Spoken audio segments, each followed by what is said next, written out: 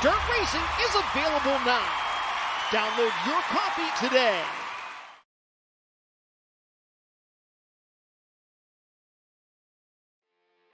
Welcome one, welcome all to SimSpeed TV. It's yet another V8SCOPS race weekend, so obviously that means on Friday we got to go support racing. We're here at Winton Motor Raceway to bring you the flat sixes and the V8s at one of the newest Australian tracks on the iRacing service, and what a celebration it is to see Winton in laser scanned form here. We can race our V8s around it as well as our Carreras. Fantastic stuff. To bring it to you all live here on SimSpeed TV is myself, Reese Gardner, with Dan Yeaman alongside me in the commentary box. Jay Kennedy, of course, handling production behind the scenes. We've got the flat sixes up first, Dan, and let's check out this amazing track here in Benalla, Victoria. A track that people had been clamoring for to get onto iRacing for quite some time. Now it's here, and people around the world can experience its challenge. That they can indeed. Thanks for the introduction there, Reese, and welcome to everyone joining us here, whether it be live on stream now, whether it be after the fact, thanks to videos on demand across SimSpeed's social network platforms, as we do indeed turn our attention to the circuit here at Winton Motor Raceway. The 3-kilometre national configuration that we're currently using for tonight's racing opened up back in 1996 with an extension from what is now turns 10, 11 and 12 through to turn 1. Obviously previous to that, the original configuration of Winton, the pit straight there between turns 2 and 3 with a short little cut through from what is now turn 10 to turn 1 pretty much. And yeah, short track, quite a bit of flow to this place.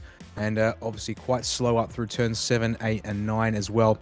Not going to be one about big break. It's going to be a race about big braking maneuvers, but not from very high speeds here. It's going to be about really clinical and precise execution all the way around a lap here tonight.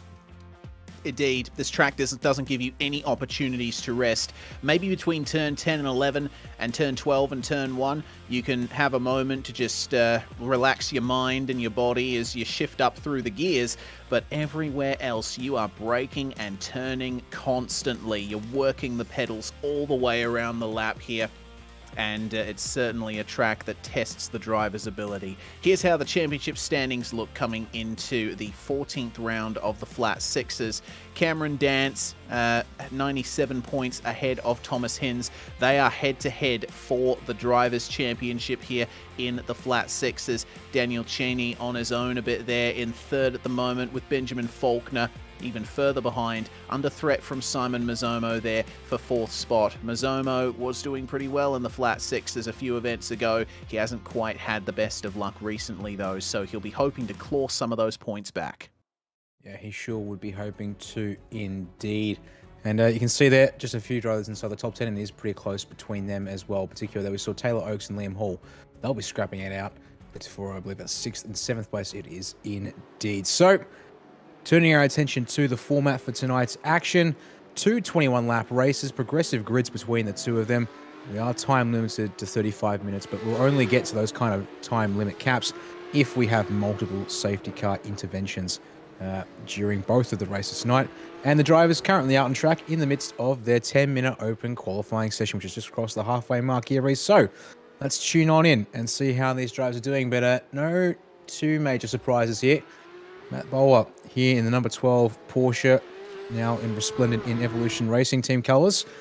Currently leads the field, but 6/100ths of a second is all he's got currently to Cam Dance in second on the timing tower. But, well, having seen Matt do plenty of Porsche Cup racing this year, certainly one to watch. Hasn't been able to commit to a full season here with the flat sixes, and so isn't in contention for the championship, but probably on track to jump up in towards the middle of the top 10 should he wrap things up nicely, because there is 2 races tonight and then a final 2 races at the final round of the season for V8SCOPS this year at Road America left for these guys in the flat sixes this year. Indeed, championship leader Cameron Dance brings it into the pits. Of course, no escape rule active in qualifying and the race, as is customary with V8SCOPS events, and bringing it down the start-finish straight. We take a look at the car of Brett O'Keefe, who's made his way just around Mark Noble, his KRF teammate. And we're getting an eye in here for what the first sector is like here at Winton. O'Keefe has backed off there at the end of that hot lap, setting a 1 minute 20.99. So that puts the number 22 in 9th place. There is Chris Coxhead, one of the Jinx Shifters machines out there on the circuit in the number 2. Currently run a time good enough for 6th. He's within a second of the pace set by Matthew Bowler. We'll see if the end of this lap is any better for him as he accelerates out of the final corner, uses that flat exit curb to just stabilize the car. And a 1 minute 20.7 is what he's going to set on that one. That's a little bit off what his best pace is. It's about 4/10 away from his fastest time. But car number 1, Thomas Hinz, reigning champion of the Flat Sixes, currently 2nd in the championship, looking to make things a little bit better on this lap. 1 minute 20.2 the last time he set, but his fastest time is a 19.9. So we'll see if he gets it done here on this lap.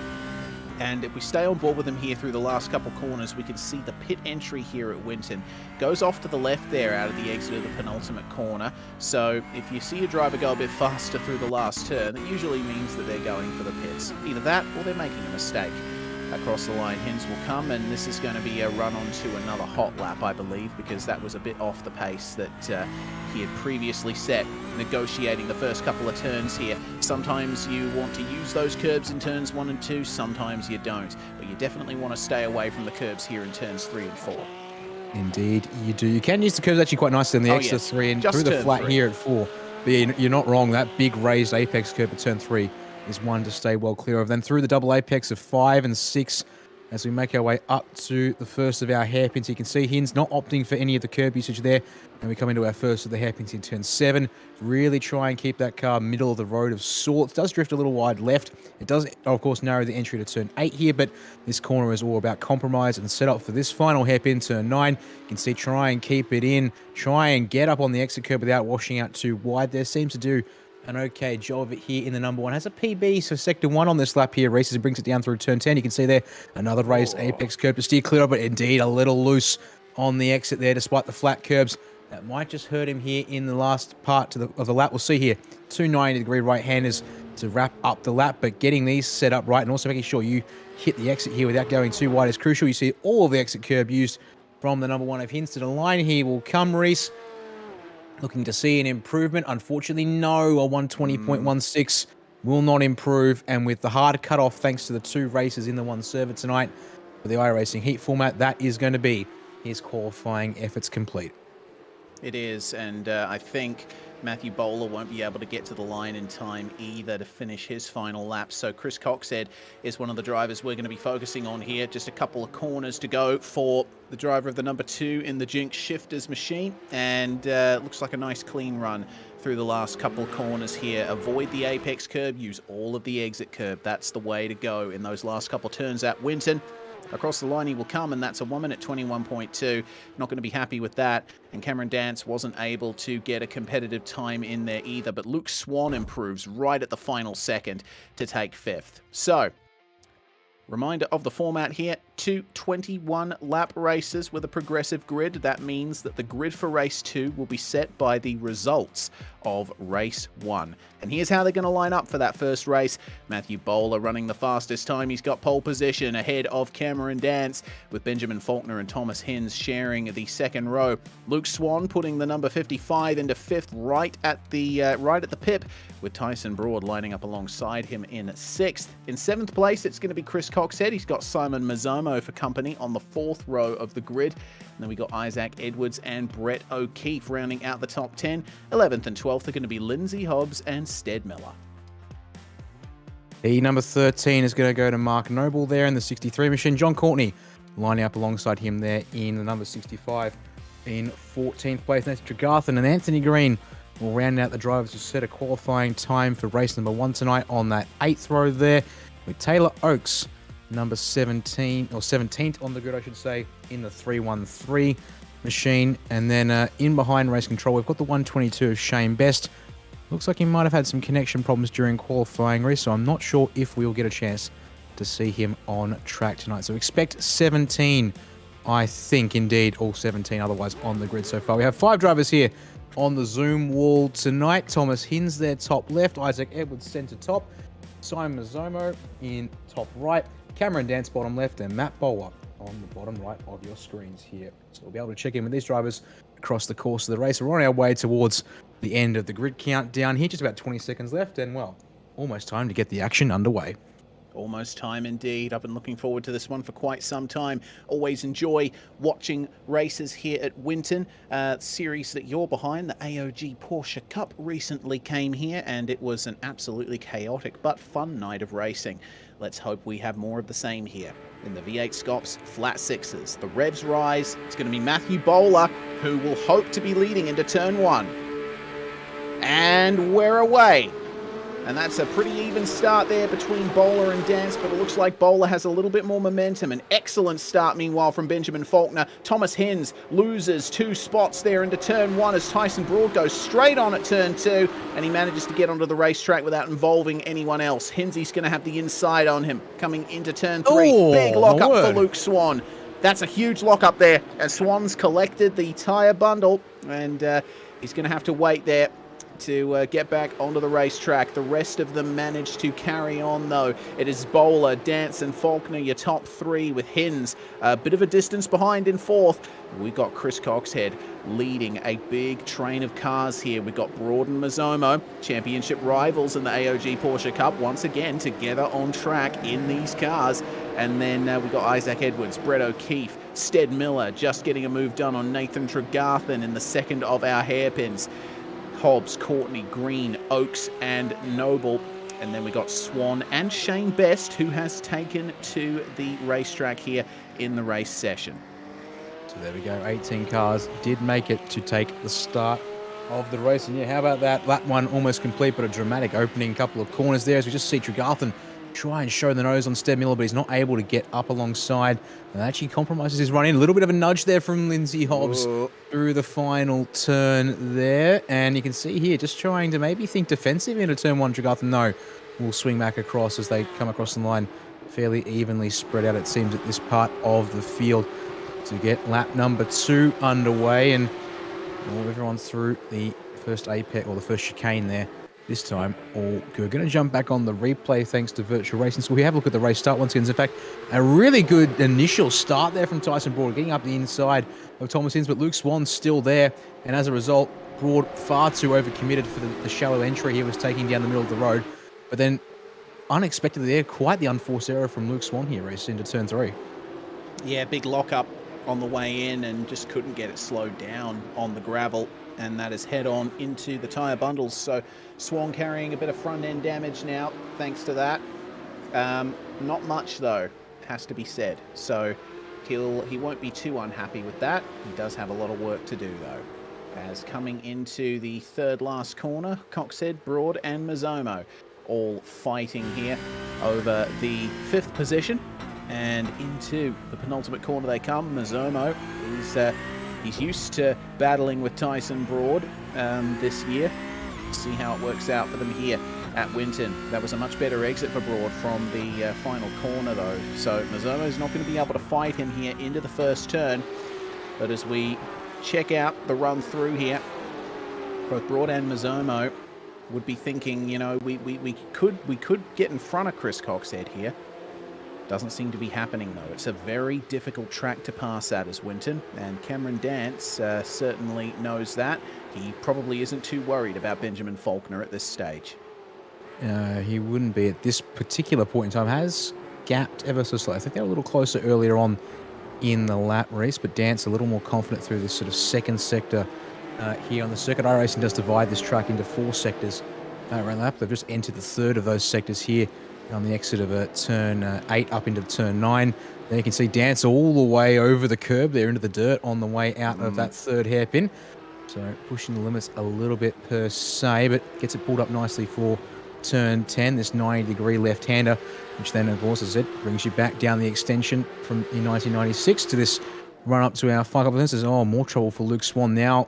Back at turn number 7 there, Reese. That's even further back than I was thinking. Maybe that was turn 9 initially, but no.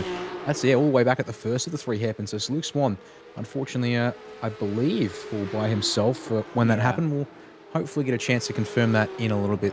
But for the time being, now really sort of out there on his own as This is what I was talking about here, Reese. A little bit closer through the opening couple of corners of Ben Faulkner, but unable to really claim enough of an advantage to make the move. As you said, you really need to have serious pace advantage to make something stick here when it comes to passing at Winton. Yeah, indeed. You basically have to rely on your rival making a mistake, don't you? Because, you know, this kind of braking zone here, this is where Swan had his incident, actually. He caught that curb on the right-hand kink and that car got unsettled. But Hinsey is finding out definitely that the braking zones are so short here at Winton that you don't really have much of an opportunity to really dive up the inside of someone. And when you're a driver in a situation like this, you're really thinking, oh, I wish the straights were a little bit longer so we could have an extended braking zone and I could try my best to vault up the inside of someone, but it just doesn't happen here. Got to rely on your rival making a mistake ahead, maybe putting a wheel into the gravel, maybe you know, overshooting a braking zone or thereabouts. We are going to go to a replay though, because it seems that something has happened back in the field. And looking at the number here, that's the number 16 of Nathan Tregarthen. Yeah, Nathan Tregarthen in the battle with Lindsay Hobbs and Stead Miller. He just lost that spot there to Lindsay Hobbs. He did indeed. So a little off pace there, as it would seem. And yeah, Hobbs just gets through as easy as you'd like. But Tregarthen back up to pace and now just ahead. As you see here, got Stead Miller still for company. So these three cars fighting over that final place in the top 10 for the time being as things stand. We'll check back in with them later as things progress, because again, eyes back on this fight for P2 as trouble for Anthony Green in the 308. He's ended up all the way on the infield here. So big drama and a loss there out of turn 4, I think. Now I can see tire tracks through the grass of this. We'll go to the replay here to confirm just what exactly has happened to Green. So eyes on here is when we come to turn 4. Haven't quite seen what's happened to him, but I'm just going to expect it's going to be a case of really just putting a wheel out wide, because it's very easy to do. Nice flat curbs, very tempting, and yep. In fact, make that all 4 wheels in the dirt and exit stage right there for the 308 machine. Yeah, that's something you got to watch out for on the exit of turn 4. You dip a wheel into the gravel over the curb like Green did, and you can't get the car back onto the track by the time the curb ends. And it looks to me like the 308's had a bit more trouble getting going. He's actually been he got a black flag for a slowdown, I think, that he picked up as a result of that incident. Either way, we turn our attention back to the battle for second. Cameron Dance and Thomas Hinds bookending this one, with Benjamin Faulkner third in the championship just behind them. And Faulkner's had a pretty good season, hasn't he? He's been certainly showing that he's got what it takes to be competitive in these flat sixes. Now he's got the championship top 2 either side of him, and Hinsey is really starting to harass him. He is indeed. Certainly been a quiet season of consistency, I think I'd put it that way, when it comes to Faulkner's driving, as Hinds very deep on the brakes there through turn 9, but as a result compromises the exit there off the hairpin and has to close back up under brakes here into turn 10 a bit. But what it does is just give Faulkner a bit of a breathing room. He stays within 2/10 of Dance ahead of him, and now that gap is almost half a second back to Hinds. So a little bit of a chance for Faulkner maybe to switch eyes back forward once again, see if there's an opportunity to get some pressure on the rear of the number 6 here, and it seems that's the case there. Dance defensive down the middle of the front straight, but not feeling enough pressure to commit to a defensive line. Will swing back across for the inside, or the preferred line, I should say, for turns 1 and 2. You can see their drivers really working the exit curbs here at turn 2. You can afford to get out there some margin, but at the same time, the raised curbs right out near the wall, they are most definitely a no-go zone. Will launch the car up and off the ground, and if you're particularly unlucky, they may do some very serious engine damages. This driver here, Matt Bowler, has actually experienced quite recently, as you said, the OG Porsche Cup, one of the other series we cover here at Sim Speed, and actually just raced at Winton not more than 2.5 weeks ago. Back then with these cars and several familiar names in that series, you said.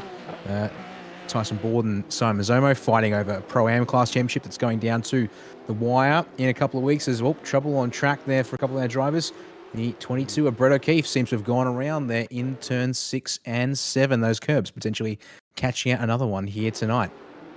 Actually, looks like the opposite problem. He's gone straight on there in the double apex, and that's another corner where it's very easy to make that kind of mistake.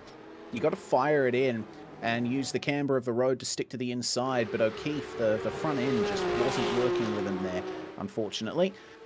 Well, and yeah, we should come back to this race because we just missed a really good battle whilst we were looking at the replay for O'Keefe. Ben Faulkner actually got a fantastic drive off turn 10, small error from Cam Dance. Went to go around the outside of turn 11, though was unable to make anything stick as a result of being out high and wide there through that 90-degree right-hander. But it's got this group compressed back up again. We're going to jump on board with Tyson Broad in this next pack in behind, and we've been told, yeah, little pass, look at that big wobble from Chris Coxhead, and that's the invitation that Tyson Broad was looking for. Coxhead doesn't opt to defend it here into turn 11, Reese, and up the inside. Thank you very much. There's the driver of the number 25 there. Yep, so Tyson Broad up into 5th place, and this is what happened here for Benjamin Faulkner. You saw that Dance overshot the corner a little bit, and Faulkner's thinking, okay, I'll have a go at this, but I mean, you try to go around the outside of a corner like that, and your only option is to fall back behind your rivals. So Ben's going to have to wait a little bit for his next opportunity as we have Anthony Green in the pits, and looks to me like that is still a black flag for Mr. Green that is not being cleared. The battling goes on meanwhile. Further back here, it's Nathan Tregarthen versus Stead Miller. Both of them. And Lindsay Hobbs. Yeah, Lindsay Hobbs as well. Hobbs trying to keep this position. That's a bit of a dive there from Tregarthen. Oh, Hobbs saw him coming there and opened up the corner. Was managing to hold the outside there. And that's... Oh, it's compromised his line on the way in slightly, but Stead Miller not able to respond. And now Brett O'Keefe might try to gain one of the positions back. Oh, Broad. Goodness me. That is a big impact there for Tyson Broad at the start of the lap. And he has got a mechanical black flag, the meatball flag for Tyson. He's going to have to come in for repairs. He'll be out of this race. And you know what? The tragic thing is, he did this one all on his own. We were going to highlight this. The curb on the exit of turn 3 is one of those places where you really got to be careful of as a driver here at Winton. And he just went way too fast on the exit. You'll see it here. Check it. 5, 4, 3, 2, 1. Up in the air he goes. And that is huge. Oh my word, that was monumental there from the 25 machine. He did just too quick through turns 1 and 2, and as a result, car is out in the fence. And yeah, I was just sort of alluding to it earlier as we were trying to run through some of the drivers we've sort of seen racing elsewhere in these Porsches, and the fact that we have seen racing here at Winton. Yeah, not 2 weeks ago, or 2.5 weeks ago, is more trouble for Tregarthen this time, though. He drops off the road on the exit of turn 10. So let's fall to the back of this 4-car group. That's finding now over 8 minutes on the road. Instead, Miller's just gone off into the weeds at turn 11 there. So these drivers cracking under the pressure, it seems, coming from each other here. As let's see now 3 drivers making various forms of errors across the course of this race here. Back up to the fight for P2 once again, Reese, and it's still on between these 3. These haven't changed order since we last checked in on them. There's just been that one moment that we caught on the replay for Cam Dance and Ben Faulkner. They are nose to tail, though. There was nothing between their bumpers. As a result, Hins closing back up again here through turns 7 and 8. Yeah, oh boy, he's right on the bumper of Benjamin Faulkner, isn't he? That is fantastic to see. And it looks to me like Cameron Dance has been given a little bit of breathing room. Oh, that is huge. Big slide there for Benjamin Faulkner that allows Thomas Hinz up the inside finally, and Hinsey is back through into 3rd place where he will position ahead of where he started. So now Thomas can try and chase down Cam Dance, but Benjamin Faulkner is not letting this one go. He's going to try and pressure Hinz right to the end. You know, Faulkner has the speed for this.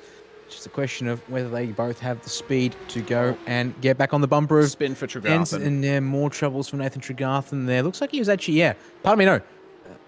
Yes, he was, apologies. Tregarthen was at the back of that group, but then Stead Miller was, and now, unfortunately, he's fallen back behind again. So again, that group of 4, all kinds of chaos. And again, another unforced error here coming into turn 10 for the number 16 driver.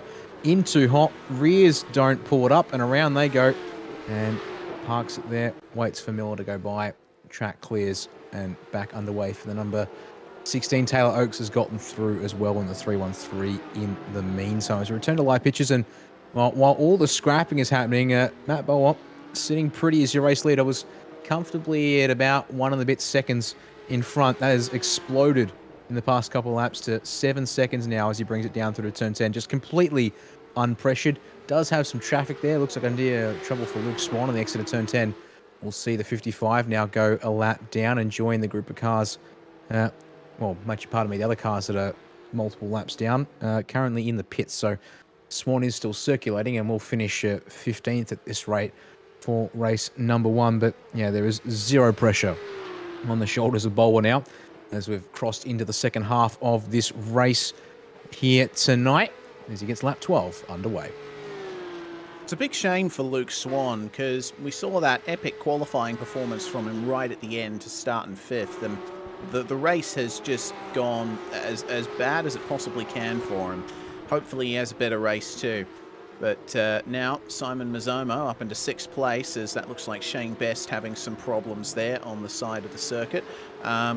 Trying to chase down Chris Coxhead, and looking at their previous lap times, it seems that Coxhead has the edge, at least over the last lap.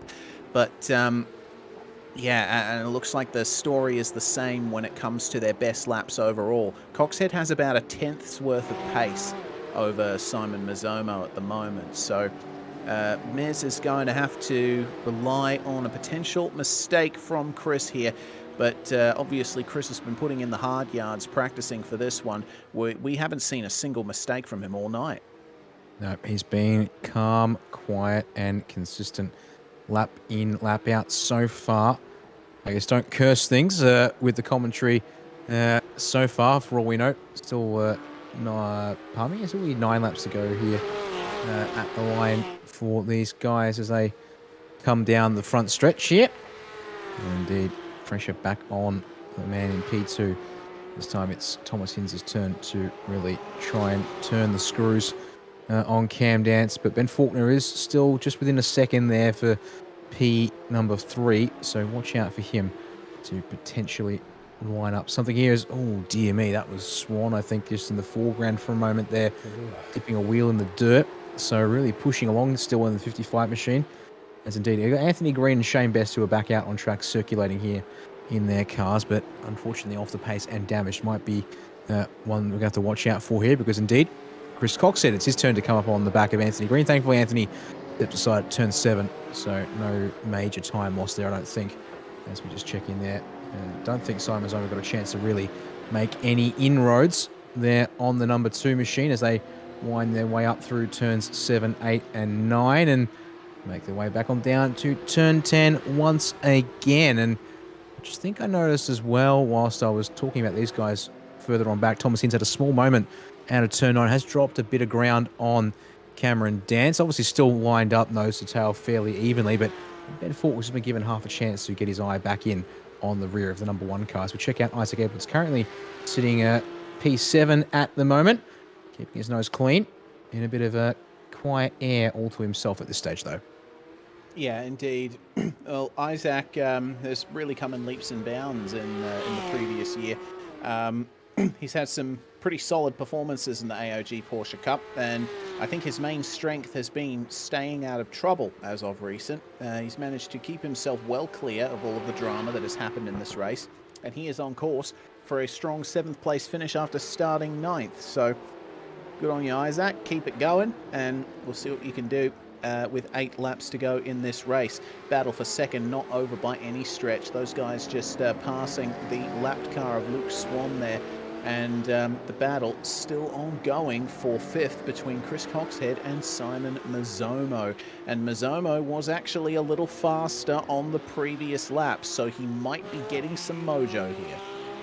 He might indeed. We'll see what can be done down into turn number 10 as they come through that 90-degree left-hander there, using all of the exit, and gap still fairly even between these two drivers as they make their way down to our last 2 turns on the circuit. You can see a little bit of gains on the way in from Mazzomo, but that is balanced, of course, by the initial exit that Coxhead gets by being first through the turn. Let's see here what the lap times are like as they come across the line this time. A 120.683 for Coxhead. I'm seeing a 20.606 for Mizomo. So indeed, making small but meaningful gains here at this point. And I think, yeah, maybe just found a little something in the past couple of laps. Got a little something more underneath him here as we get into this final quarter of the race. Now, Reese, you can see here up through the first sector and then into turns 5 and 6 here. Mizomo looking steady, but holding still at about 5/10 to 6/10 of a second gap as they then come up into turn number 7 once again. Oh, that's pretty deep there from Nathan Tregarthen coming into turn 1 as he tries to line up a move on Taylor Oakes. It looks like the overshoot has not worked out well there for Tregarthen, who's back in 12th place now, and Oakes trying his best to have a hard charger finish. Started in 17th and is now up into 11th is Taylor, and Tregarthen trying to get back a couple of the spots that he gained at the start of the race. Unfortunate that he had his spin earlier, but we'll see what he can do. Coming into the first of our hairpins, this is part of the track where mechanical grip is absolutely what you need, and a little bit of oversteer it looked like for Tregarthen there in the second hairpin, which can help you to make your way around these tight corners, but obviously the rear's not liking that very much, and the exit is not with Tregarthen at the moment, so still plenty to come in that battle, I would imagine. We'll see if he can pass Taylor Oakes there. Yeah, we will indeed. Obviously noting that Tregarthen was with the group of cars up the road in 8th, 9th and 10th of Lindsay Hobbs, Brett O'Keefe and Stead Miller, but has not been able to make his way back past Taylor Oakes and now fallen further on back as we just checked in there with the race leader for a moment, but that Boop now has over 8 seconds to his name at the front of this field. It is still on there for P2. Those 3 cars still lined up fairly evenly apart at this stage. It's on for P5 still as Mizomo continues to stay on the bumper of Chris Coxhead. Yes, that is correct. Get my names and numbers right there. There is that battle there, currently between just Hobbs and O'Keefe for P number 8 here as they wind their way through turn number 9. And head on down to turn 10, and then there is Oakes and Tregarthen once we can see. Unfortunately, they have dropped quite a ways back.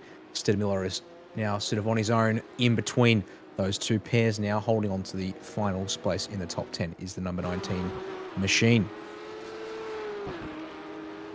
Indeed, we'll see if he can make himself a factor in that battle between Hobbs and O'Keefe again. Mizomo, meanwhile, continues to try and tackle Chris Coxhead for a position in the top 5. Mizomo's going to get some valuable championship points out of this one, but still a couple of positions behind Benjamin Faulkner. So 4th place, or 3rd place rather, in the championship, starting to fall even further out of his grasp than before. We'll see what he can do. Coxhead gaining 2 spots thanks to the issues for Luke Swan and Tyson Broad earlier on. 5 laps to go, and we'll be coming up to 4 very shortly because Matthew Bowler is absolutely streaking away at the front of the field. Problem there for Mizomo on the exit of the hairpin. Didn't quite line it up as well as he could have, as it looks like that's Shane Best coming into the pits, and he's got damage. And an iRacing black flag, unfortunately, for his troubles. So second driver to fall afoul of the penalties dished out by iRacing here tonight. Just thinking about Anthony Green's iRacing penalty earlier on tonight, I wouldn't be too surprised potentially if maybe the way he came back to the racing surface triggered not a slowdown penalty per se, but just a straight track cut penalty, because there are obviously quite a nice open and expansive grass for the most part here between turn 5 and turn 10. So you can, if you were feeling particularly egregious, cut a fair chunk of the circuit. Of course, to avoid that from becoming a reality in a practical sense, is harshly penalised through the use of extensive stop and holds in the lane, automatically issued by iRacing. So I'm suspecting maybe that's what happened there, unless we have not really checked in with Anthony all that much in the opening part of the race. He had struggled that much, racked up some serious incident points. That might also be an explanation, but I'll go with the former rather than the latter in this case. It's still on for P8 here between Lindsay Hobbs and Brett O'Keefe. See what the 22 can do, because he's been following the 27 around for a while now. Reese just needs to find that little something extra to really crack the door open. They do have the traffic of Anthony Green. Speaking of the 308, now directly ahead of them here on the road, but Anthony's been pretty well aware of what to do here. We'll see him probably step aside on the way down to turns 11 and 12, I would think.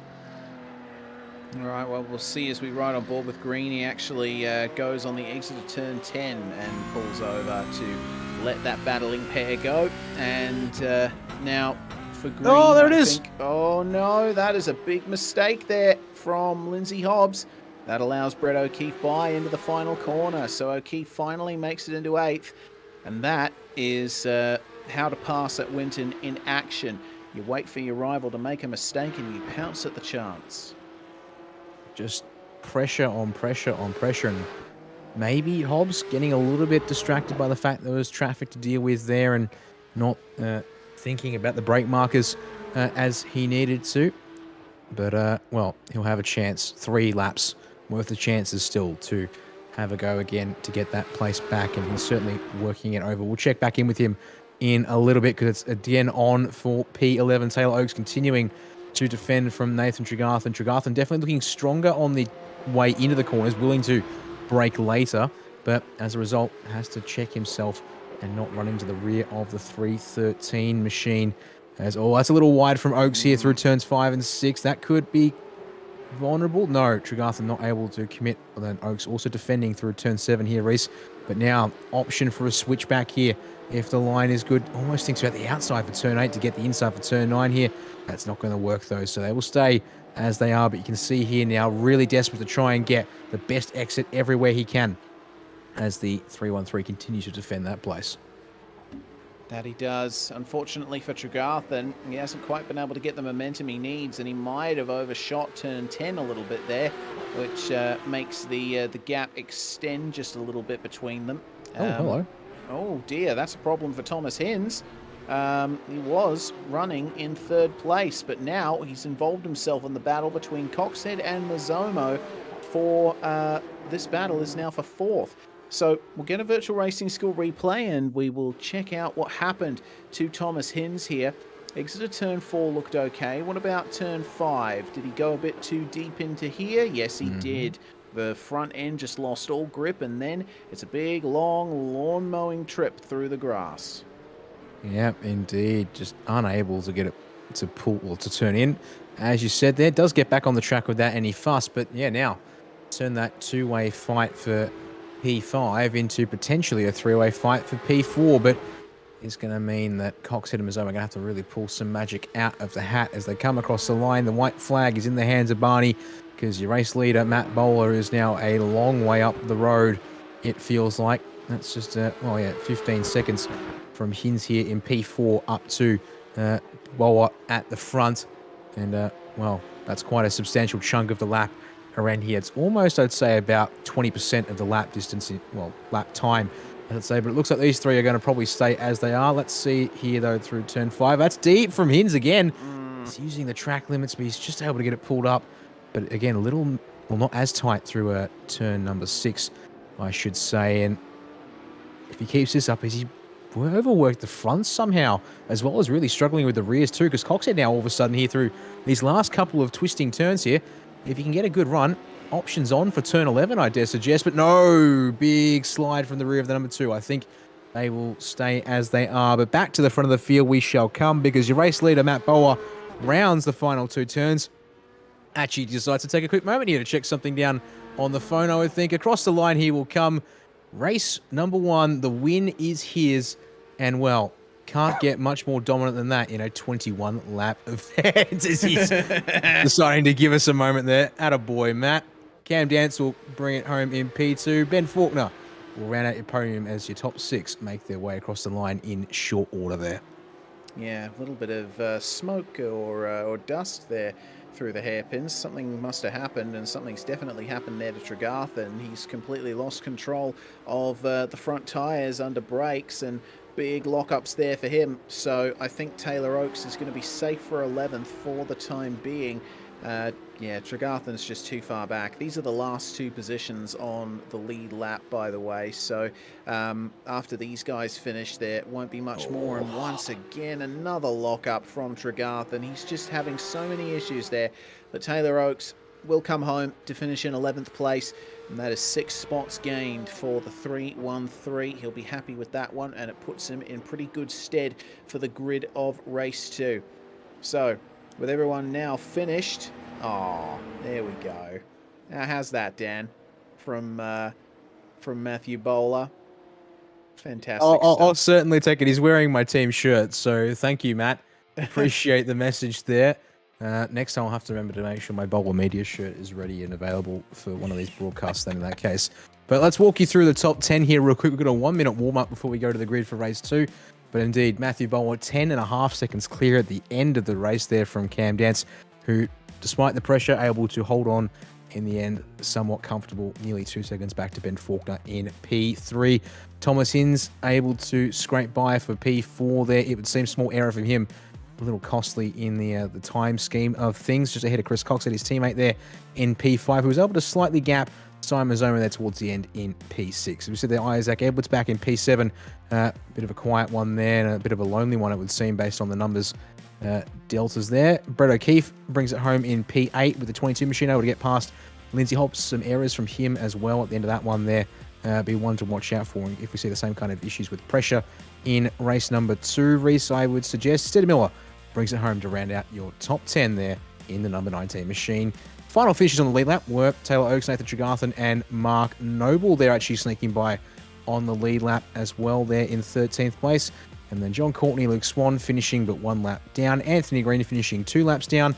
Shane Best, I believe, the first of our retirements, not finishing the race 8 laps shy of the finish. Although, in saying that, we did see Best out in the middle of the race, so I might be wrong on that front. Apologies to Shane if that's the case. Indeed. Well, yeah, Shane obviously losing a couple of laps thanks to some pretty big issues for him there. Well, either way, it is time to go into our second race, and we don't need to go through the grid because we technically just went through it, going through the results of race 1. It's going to be Bowler starting on pole position once again with Cameron Dance alongside him and Benjamin Faulkner in 3rd. Interestingly, our top 4 is exactly the same as it was at the start of race 1. So it's going to be Chris Coxhead rounding out the top 5, and then we got Mazomo, Edwards, O'Keefe, Hobbs, and Miller rounding out the top 10. And the lights will go up, the revs will rise, and now it's all about the start here. Drivers were doing practice starts in the 1-minute warm-up, and it looks like Simon Mazomo not getting it right there, losing a lot of positions and a lot of time there, and it's almost 3 wide into turn 1. There's a big crush in the midfield and there's contact. That looks like Taylor Oakes going for a spin. Lindsay Hobbs as well into the tyre barrier, and that is a huge shame for those drivers, starting really well but didn't work out for them. So it's Bowler from Dance for your lead, and then a 3-way battle for 3rd between Faulkner, Hinz and Coxhead, and then we got Shane Best and the rest of the KRF drivers here right in the midst of this fight, with Luke Swan, I think, picking up a little bit of damage to the rear if my eyes did not deceive me, and they did deceive me. Yeah, a bit of trouble there, and it all stemmed from the 3 wide between Oakes and Hobbs and Simon Mazomo down into turn number 1. Now, we'll have to take another look at it on the replay, I think, to dissect what happened there, but in my own momentary estimate or observations, I'd say probably it was a bit of actually an overreaction, it seemed, from Hobbs, unless it was netcode that forced him into the side of Oakes, unfortunately, there, making sure there was space. Bowler! Race leader! Off in the dirt and puts himself around on pit entry. So, well, how about making himself a whole bunch of extra work? The car's rolling forward, so he needs to be careful of this. Creeps forward. He will drop, get going again, but now back in P15. Now, you're not too impressed with that one there, I don't think, but at the same time, he's not too flustered about it. Now, 14 seconds, 20 laps. He almost pulled this kind of a margin in race number 1, but to get it back through traffic, that will be something. But we'll see. if that's We'll possible. So we'll see under the replay here from Virtual Racing School, just in too deep on the first lap, finds the dirt, and the dirt says, okay, you're loaded up, and around you go. There, right on pit entry. You see here, the car just starts creeping forwards across the ground. Actually looks a bit unnerving. Tyres not rolling. We'll go on board with Cam Dance in P2 at the time. See here, yeah, just in too hot, Reese, and, well, pays his dues as a result. Indeed he does. Well, Cameron Dance finds himself in the lead of this race. Faulkner and Hinz complete the top 3 spots, and, well, repeat of race 1, anyone? It's Dance, Faulkner and Hinz fighting over a position, but this time it's for P1. And oh dear, looks like Mark Noble has gone for a bit of an adventure there on the exit of the hairpin section of the lap, as we check in with the 042 of Faulkner, trying his best to keep Thomas Hinz behind. These guys have dragged Chris Coxhead along with them as well. The top 4 breaking away from the rest of the field. They have indeed. So we'll see what these guys can do in the opening, well, these next couple of laps here. But to find the opening phase, as it was Thomas Hinz there just locking up on the brakes. We're going to jump to a quick Virtual Racing School replay. He's indeed okay. Nope, we will go back live there and then back to the river. So here's lap 1. Oh dear, Mazomo, indeed, you're right. Completely missing the green signal there. He loses spots here to Edwards and O'Keefe immediately under turn 1. Then we'll see here 3 wide, Oakes, Hobbs, and Mazomo. You can just see here. Oh, I mean, Mazomo's on the inside. There's not much more he can do there from that angle, though. It really looks like Hobbs turning down, bouncing off the side of Mazomo's car, and then back across into Oakes there. It is very hard to get 3 wide through turn 2 in cars, at least of this size. And unfortunately, 2 of these drivers have come off the worst for it. Yeah, they have. And Lindsay Hobbs is now in the pits. Looks like he's got a bit too much damage to repair as a result of that incident. But Taylor Oakes has managed to continue. Oakes is currently running in 16th. Here's the fight for second then. Hinz trying to find his way past Faulkner again, and will hopefully be trying to minimize mistakes because he made a pretty hefty one towards the end of the first race here. See what he can do to try and find his way past. Not taking too much of the curb in either turn 1 or turn 2. Works out for him well on the very short straight up to turn 3, but not enough space to get up the inside. And just try and hook up the exit here through turn 4 and keep your apex speed up through turn 5. Hinzy's obviously going to be looking in his mirrors a little bit as well because Coxhead is right behind them. And I just saw a little bit of a blink there from Cameron Dance. There could be some technical issues there for the Kiwi, and Hinzy to the inside. Half of that probably to pressure Faulkner and the other half probably to defend from Coxhead, because these 2, or these 3 rather, are packed like sardines right now. That they are indeed, and you can see that it's barely 0.6 of a second or half a second, depending on which way you want to look at it, as the ticker continues to update here between your leader Dance and Faulkner in second. But then, yeah, just there, not much of a gap between Faulkner and Hinz. We'll show the nose there for a moment down to turn number 11. Does the number 1 machine, but not close enough to make anything of it here. Oh, indeed, Cameron Dance blinks out from the front of the server. He's dropped, I think. He's not come back onto the circuit, so it looks like Benjamin Faulkner might find himself in the lead of this race now. Oh, yep, we can already see here Cameron Dance suffering some big issues and obviously trying to work something out here. He might have dropped from iRacing, but he hasn't dropped from Zoom or anything like that, so his internet is fine, but obviously his connection to the server not working out well, and you can see how frustrated he is as a result of that. To get a technical issue like that when you're in the lead of a race, as horrible as that is, a big pass there. That's Matthew Bowler finding his way past Luke Swan on screen. Oh my word! Oh dear. Oh dear. Oh, Simon Mazomo barely hanging on to it there as confirmation. Indeed, Cameron Dance has dropped completely out of the server, and if he makes it back in, it's going to have going to take several minutes to fix that up and go down at least a lap here.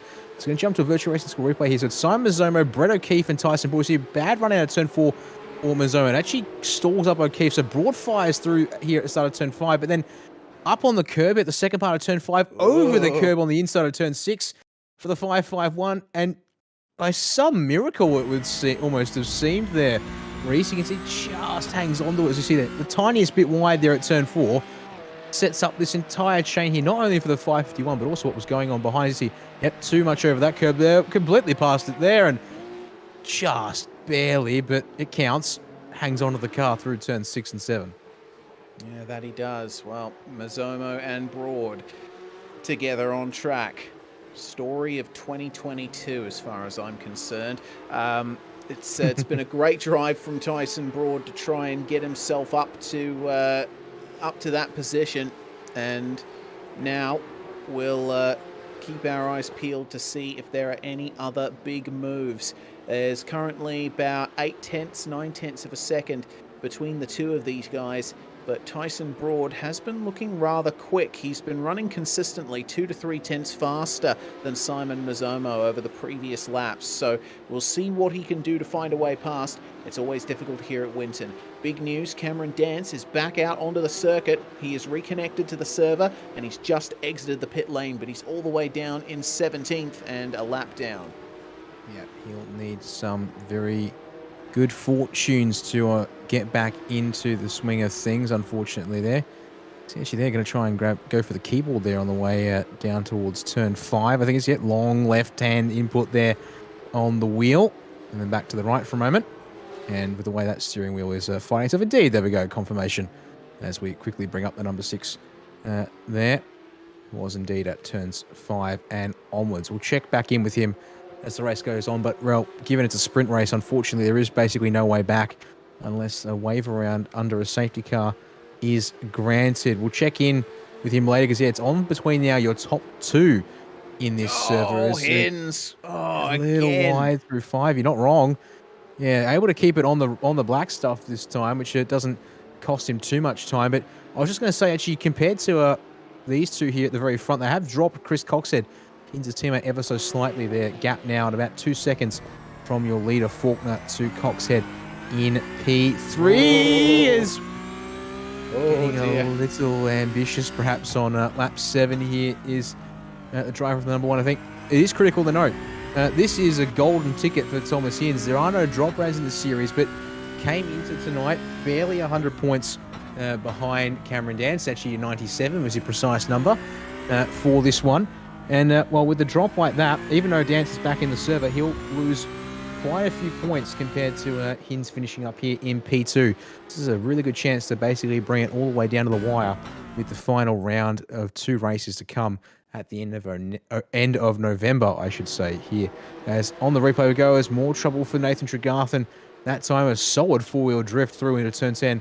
Drops in behind Luke Swan, I believe it is, for that place. We go on board, and yeah, just grabs the grass on the way on the brakes here.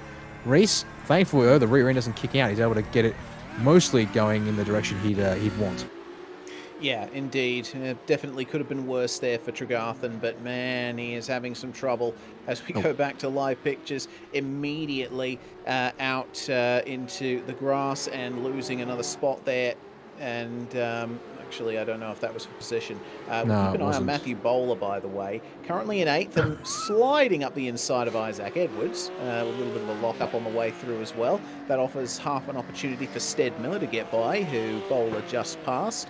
It's been a pretty good recovery for Bowler after that spin on the first lap to make his way back up into 7th, and we still have over half the race to go. It'd be interesting to see what Bowler can do from here. Maybe he could get into the top 5. I would say, yeah, P4 is still on for Bowler at this stage.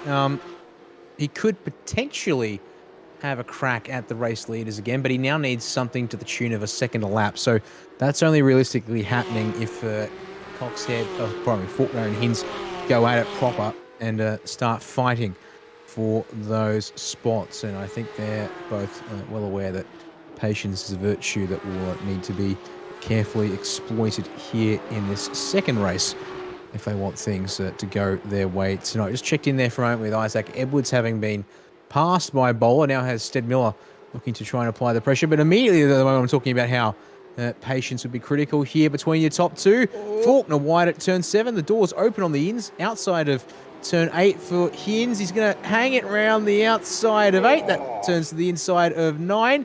And Faulkner unable to contest there with the camber and run. Tries to get up the inside there on the exit, but the lead is now in the hands of the number 1, able to execute that one very nicely there with a bit of pressure, starting back through turns 6 and 7, Reese.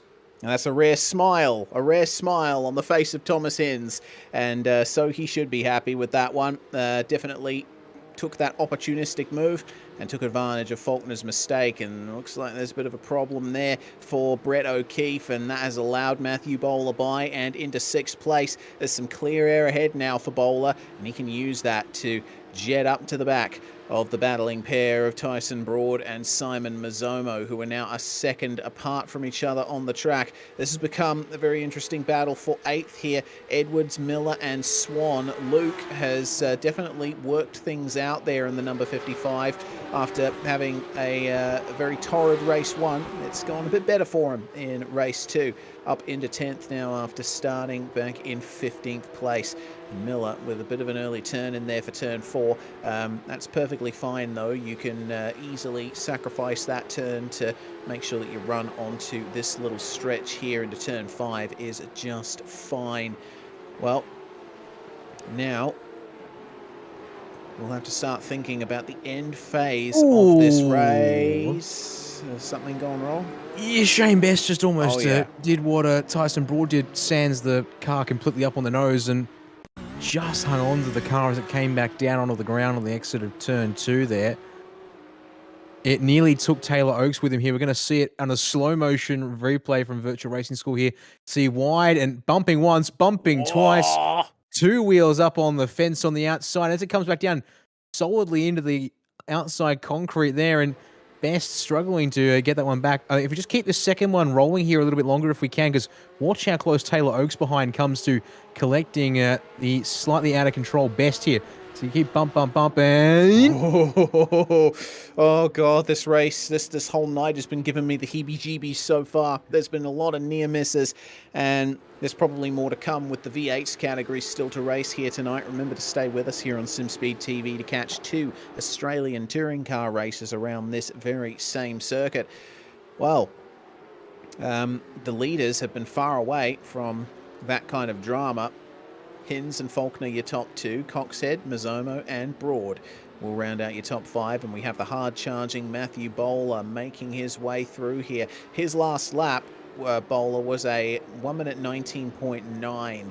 And this battle's still going on for 8th between Edwards, Miller and Swan. And this is probably going to go until the very end at this stage with how close they've been and how difficult it is to pass here around Winton.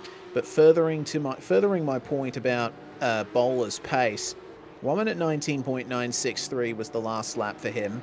No one else in the top 5 has been able to get below a 1 minute 20.6. So Matthew Bowler is the man to beat at the moment in terms of lap time, and those guys are going to have to start looking over their shoulders soon. They will indeed. Last time around 20 point. Actually, let's see here. This current lap is just going through now. 1 minute 20.7 for Simon Mazzomo, 1 minute 20.59, so basically a 6 there for Tyson Ball. Actually, a 120.1 from Bowler that time by, so maybe a little bit of variance there in the pace as we just check here, well, keeping our eyes on Stead Miller, or the Edwards, Miller and Swan fight as an error through turns 1 and 2 for Miller in that number 19 car opens the inside to Luke Swan, and unfortunately Stead tries to contest through turn 4 and puts his left side tyres in the dirt. So Swan is through into position number 9 and now has his own chance to have a crack at the 15 of Edwards here.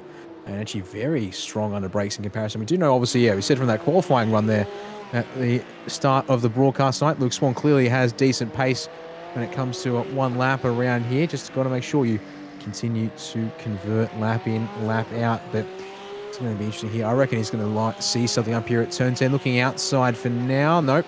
Just going to be making sure he prioritises a good run here through turn 10. Now, surely turn 11, it's on here for Swan. Edwards senses it. He's going to go somewhat middle of the road, back to the racing line. And no, Swan's going to play the patient game a little bit longer here. But I surely think it's not going to be too much longer before we see that 55 go for a proper dive. I would say this is one of the cases where Swan does look to have the pace to make the move on the car ahead. It's going to come here at turn 1, Reese.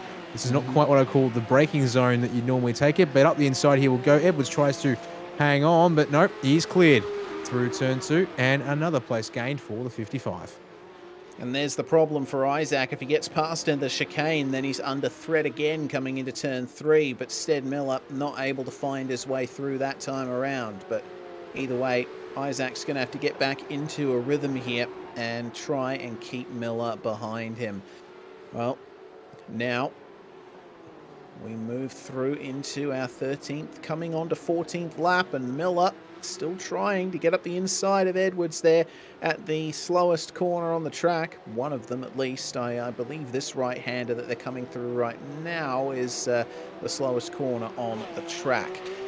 And oh dear, looks like Isaac not getting the best of exits. He's going to stay middle of the road, but Miller's going to try and fire it up the inside. Nope, Isaac put the defense on very nicely there. Had to change lines a couple of times on his way down to turn 10, but he has managed to keep Miller behind him for the time being, as it seems that was another issue for Nathan Tregarthen ever so briefly.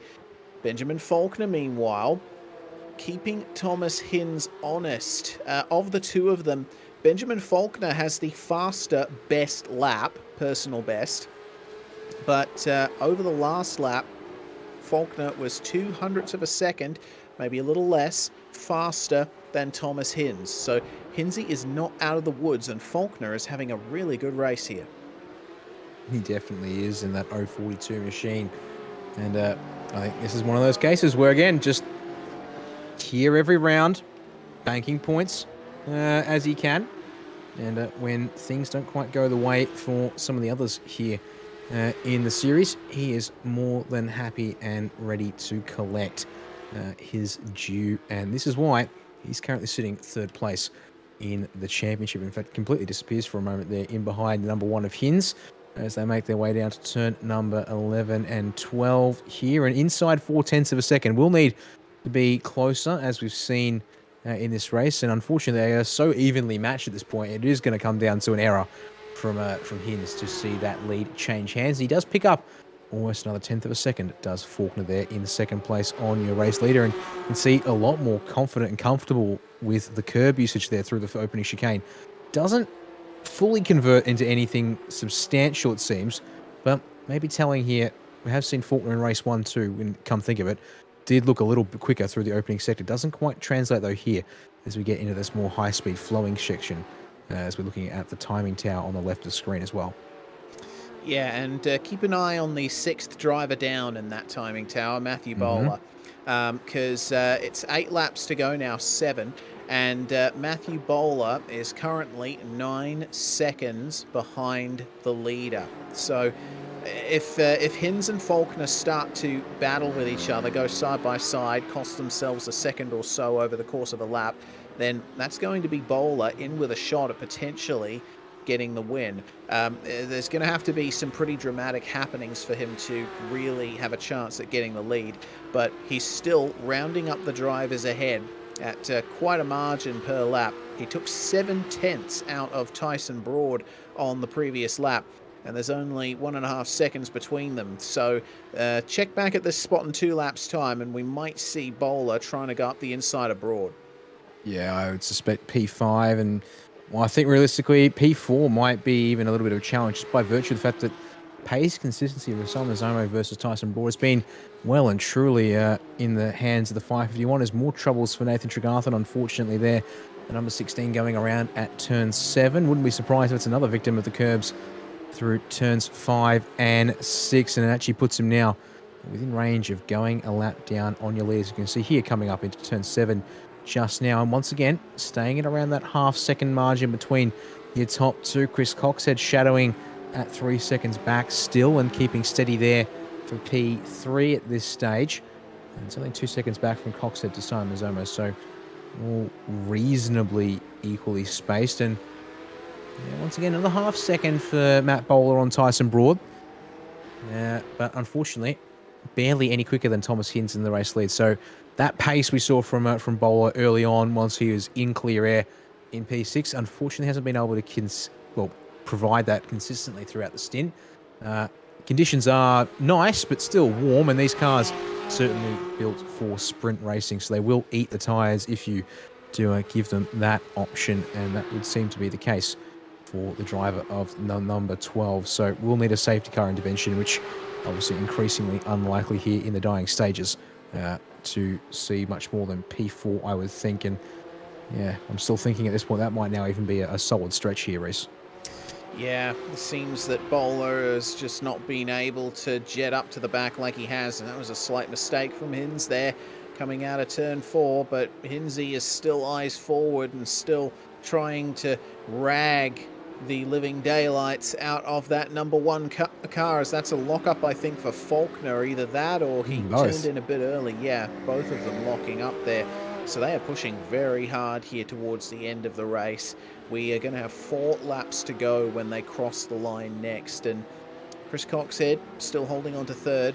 Simon Mazzomo, though, is going to start to draw up to him, I think, because he took half a second. Yeah, half a second out of Chris Coxhead on the last lap. So we could see a move here for 3rd.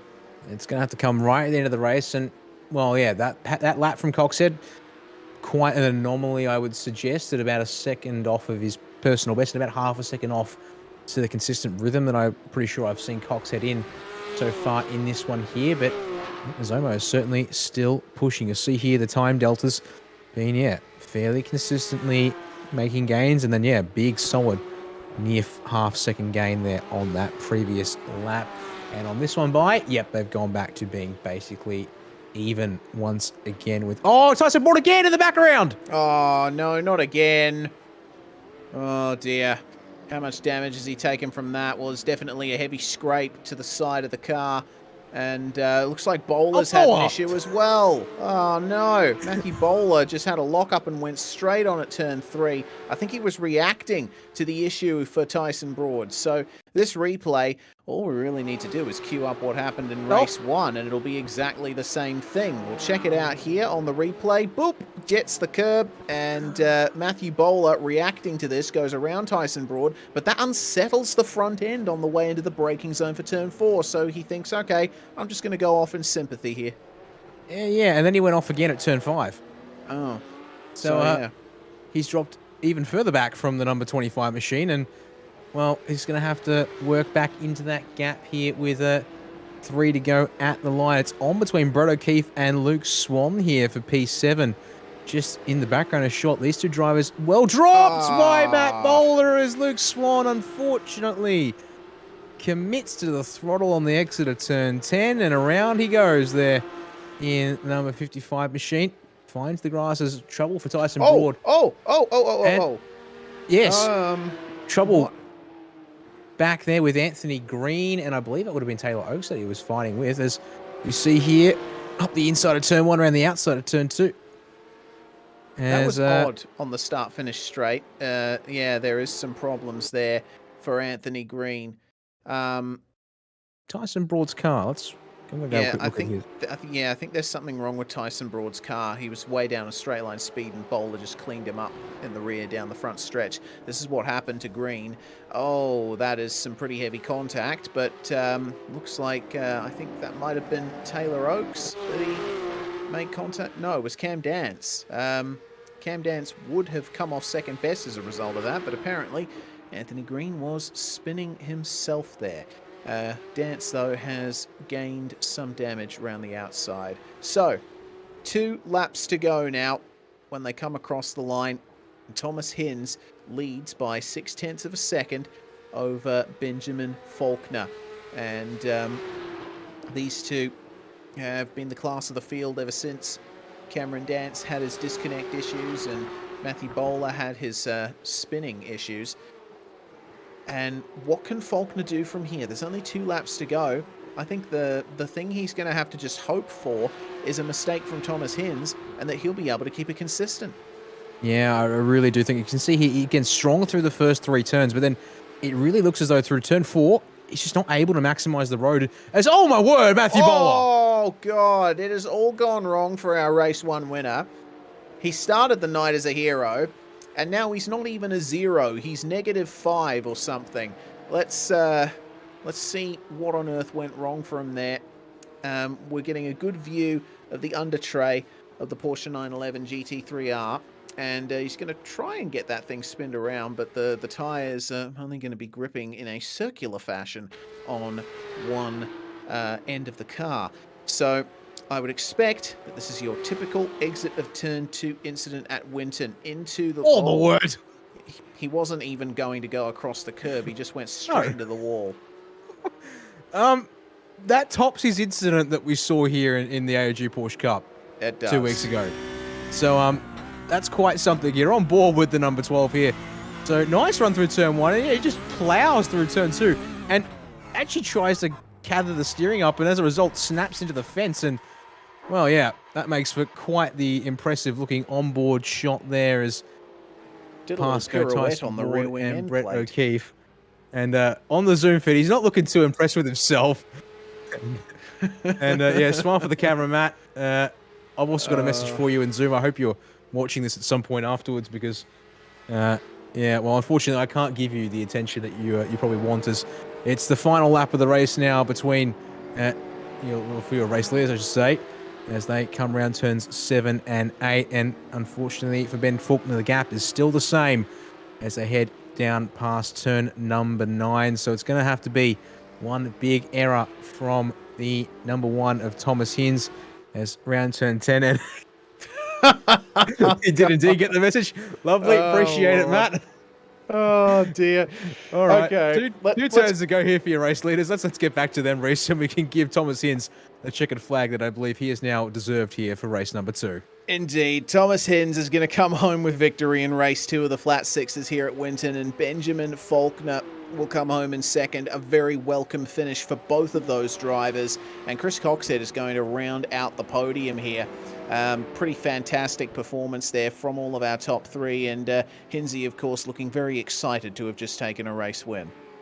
I think, yeah, crucially, when it comes to the championship and the fight with Cam Dance, that is one solid swing back in his favour. The last couple of cars are going to come across the line. Can Tyson Broad out-drag the number 19 is Stead Miller with his heavily damaged car. He will hang on only just there. The 25 finishing in P6 despite everything that happened in that race there. Stead Miller getting through on Isaac Edwards on the final lap as well, Reece, to claim P7 for the number 19 machine.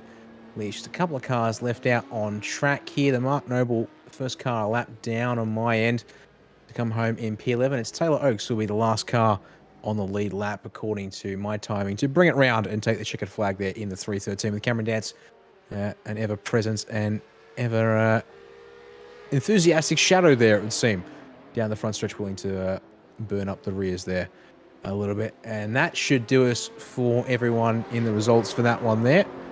And now get a chance to walk through things here from the second race of the flat sixes.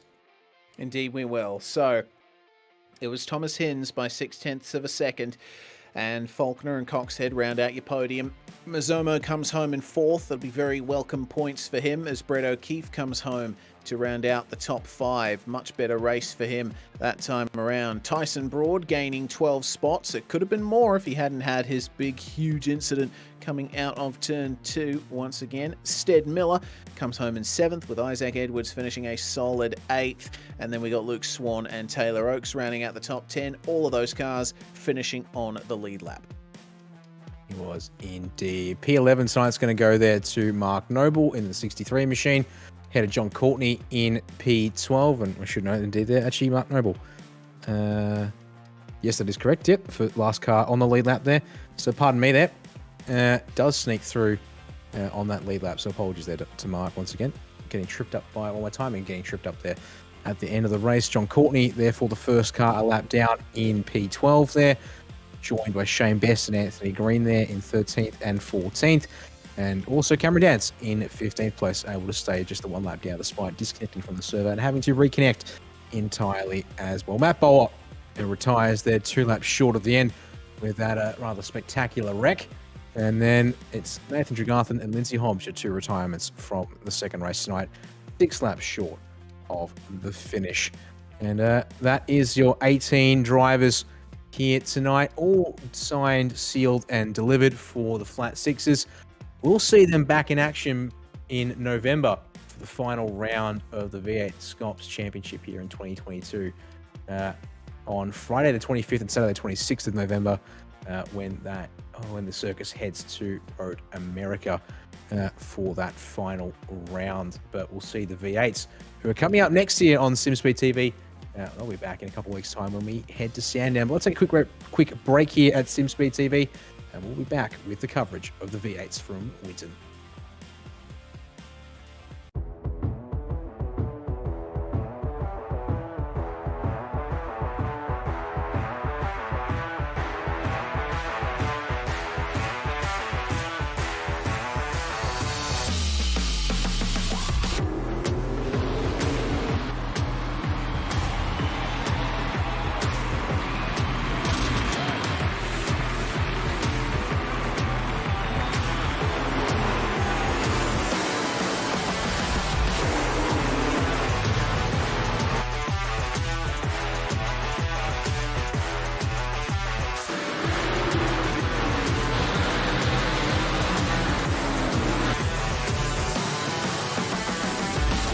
World of Outlaws Dirt Racing is available now.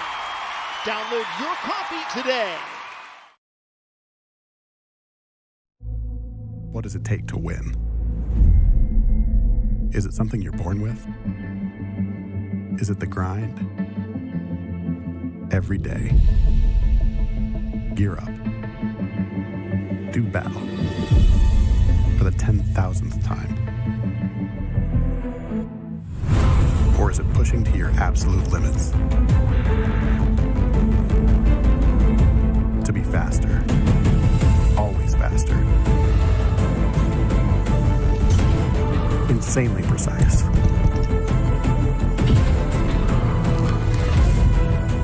Totally free and at one with the game. Or maybe it's just getting to that place where nothing else matters. Nothing in the way of winning.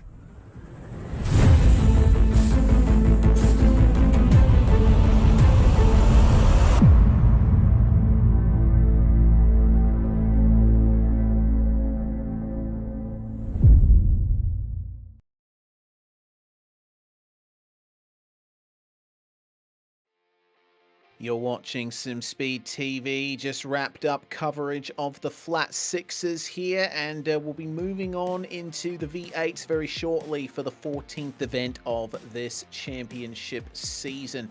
But I tell you what, before we get into our V8s racing action, we should have a chat to the winner of race 2 in the flat sixes, and also coming home with a pretty solid result in race 1 as well. Thomas Hinz joins us. Well, Hinzy, Winton certainly gonna Winton. It was a bit of a difficult run for you out there in race 1, but you made up for it in race 2. Yeah, thank you. Race 1 was going well, and then I forgot again. I've done it before when we had it was AOS, one of the GT3 ASCC. It was GT3 they used to run, and I was going along that race and I whacked that curb and it destroyed me. So I did the same thing again. I forgot how deadly it was. I don't know why. I should have remembered, but yeah, kept using the curb and obviously too much, and it stuffed the front right and started to drop back, and then just went sweeper and it just didn't turn. So yeah, dropped back one, but at least it was only one spot, so it wasn't the worst. So I was like, well, it's not ideal, but oh well. And then yeah, going along, and yeah, Cam dropped out, which is never you see. Kind of crazy for him to drop when I'm in the where I am here with all the flooding going on in Victoria, and somehow mine held. So anyway, but yes, it's always a shame to see that. I always hate getting results from tech issues like that, but I guess got to try and take the points where I can, I suppose. And yeah, managed to get by Ben after he made an error there, and then just held on. So yeah, worked out all right. Certainly did, and you'll be enjoying that swig and plenty of swigs to come here tonight. And I guess next time we're going to be seeing the flat sixes is at the final round of the V8SCOPS season in Road America. Have you done much prep for that yet, or you're just taking it easy here? Well, I mean, to be honest, I actually totally forgot, because last few days have been very stressful. So did a band run through the floods of stuff yesterday, so mine's a little bit fatigued from all that. We're lucky to get back, to be honest. But I was still a bit off that, and then actually, it was funny enough, it was Jay putting up the Zoom link in Discord. I saw that, I was like, oh, that's right, but he supports right. totally blank. So I wasn't really ready for this, and I guess I'll probably just jump in and go with Road America. I'll definitely obviously helped that one, getting back at Cam there a bit, but we'll see. Yeah, we'll see how we go. Maybe I'll actually try and prep a bit more this time, but we'll see. Not sure. All right, well, thanks very much for joining us, Hinsey. Is there anyone you'd like to thank for your results tonight? Yeah, just obviously Jinx Shifters on the main sponsor on the car. Big thanks to them for the support and all the other sponsors we have in the HJR fold. Big thanks, and obviously big thanks to the HJR crew for, especially Henry and Fish and everyone there for the running the support series, and just always the support they have is always fantastic. So big thanks to them, and big thanks to you guys for putting on a great show. Thank you very much.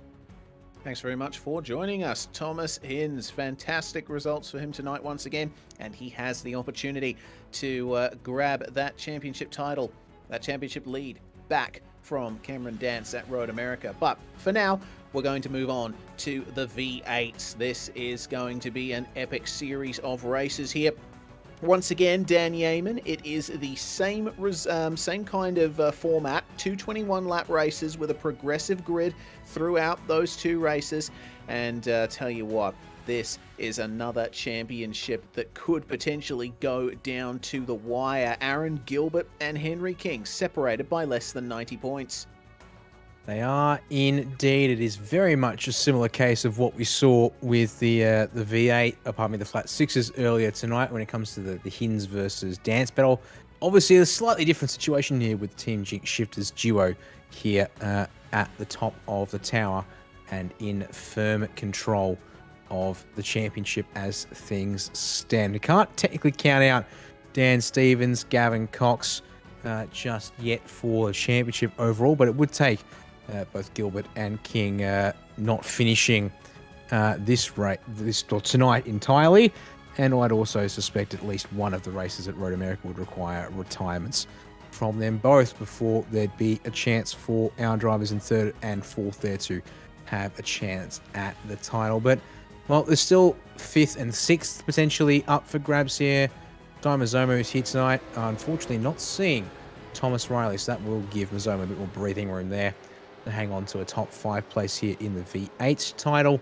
As we check in with the drivers now in the middle of qualifying once again, will be cut off at the 10-minute at the time it hits 0.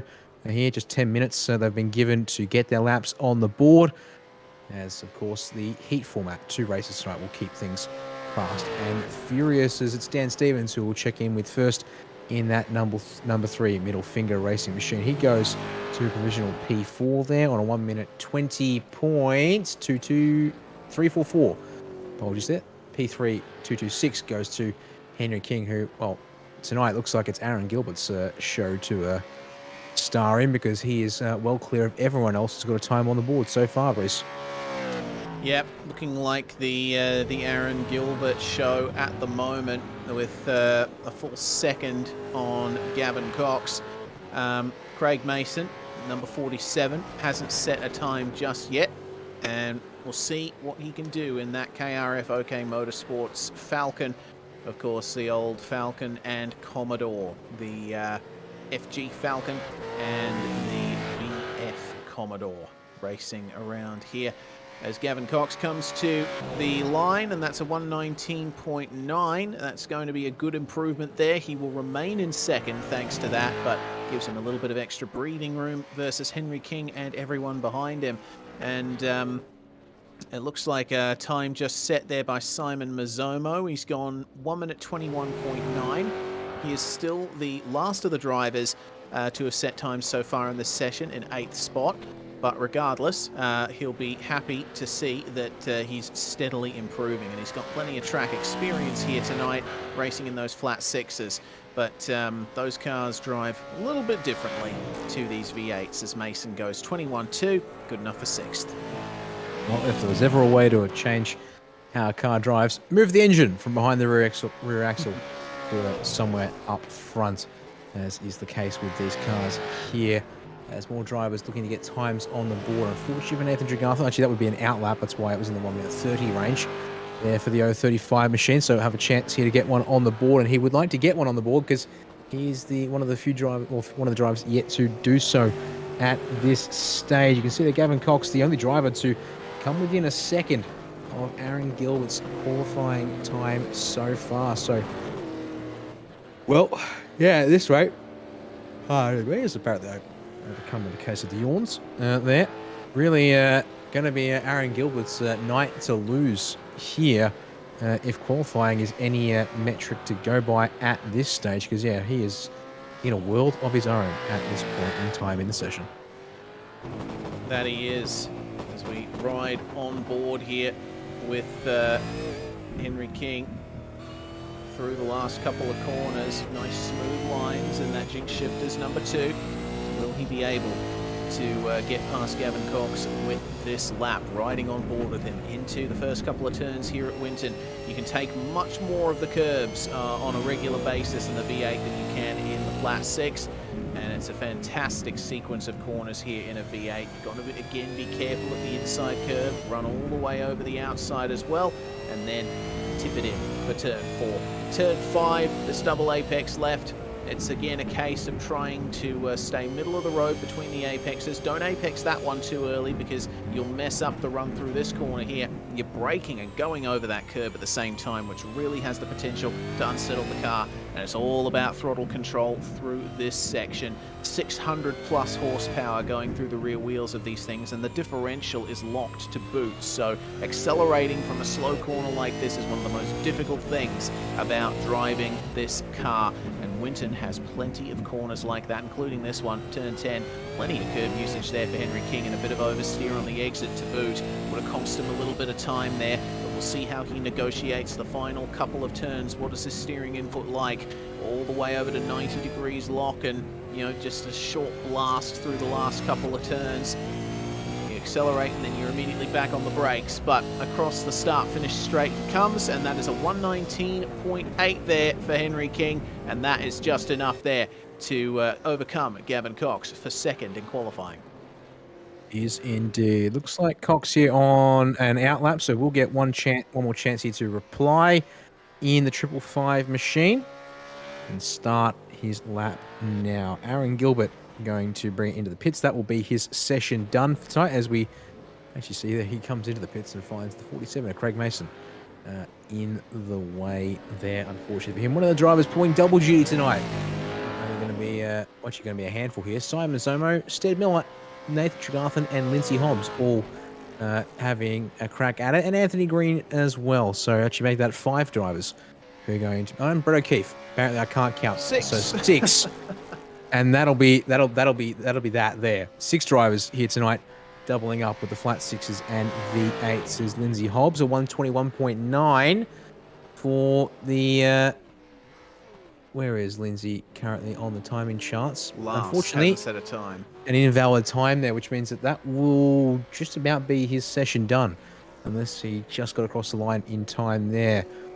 See here what Gavin Cox, and he's got a personal best sector 2 to his name as he brings it out. Personal best sector 3, so this should be on potentially to steal back that second place here from Henry King as he comes through turn 11 and 12. King is in the pit lane, cannot respond here, so this is the perfect opportunity for the 555 middle finger racing machine here to get the job done. To the line he will come, does Gavin Cox. 129.727 Nice. Will indeed steal back that second place from the number 2 machine. Excellent job from Gavin Cox there, right at the checkered flag of the session. And with 30 seconds remaining, there isn't going to be an opportunity for many others to get across the line. Stead Miller, though, will be able to get a time on the board. We'll see how fast he is here on his first valid lap time. 1 minute 21.97. Unfortunately, that puts him behind Simon Mazzomo, with Lindsay Hobbs now yet to come across the line.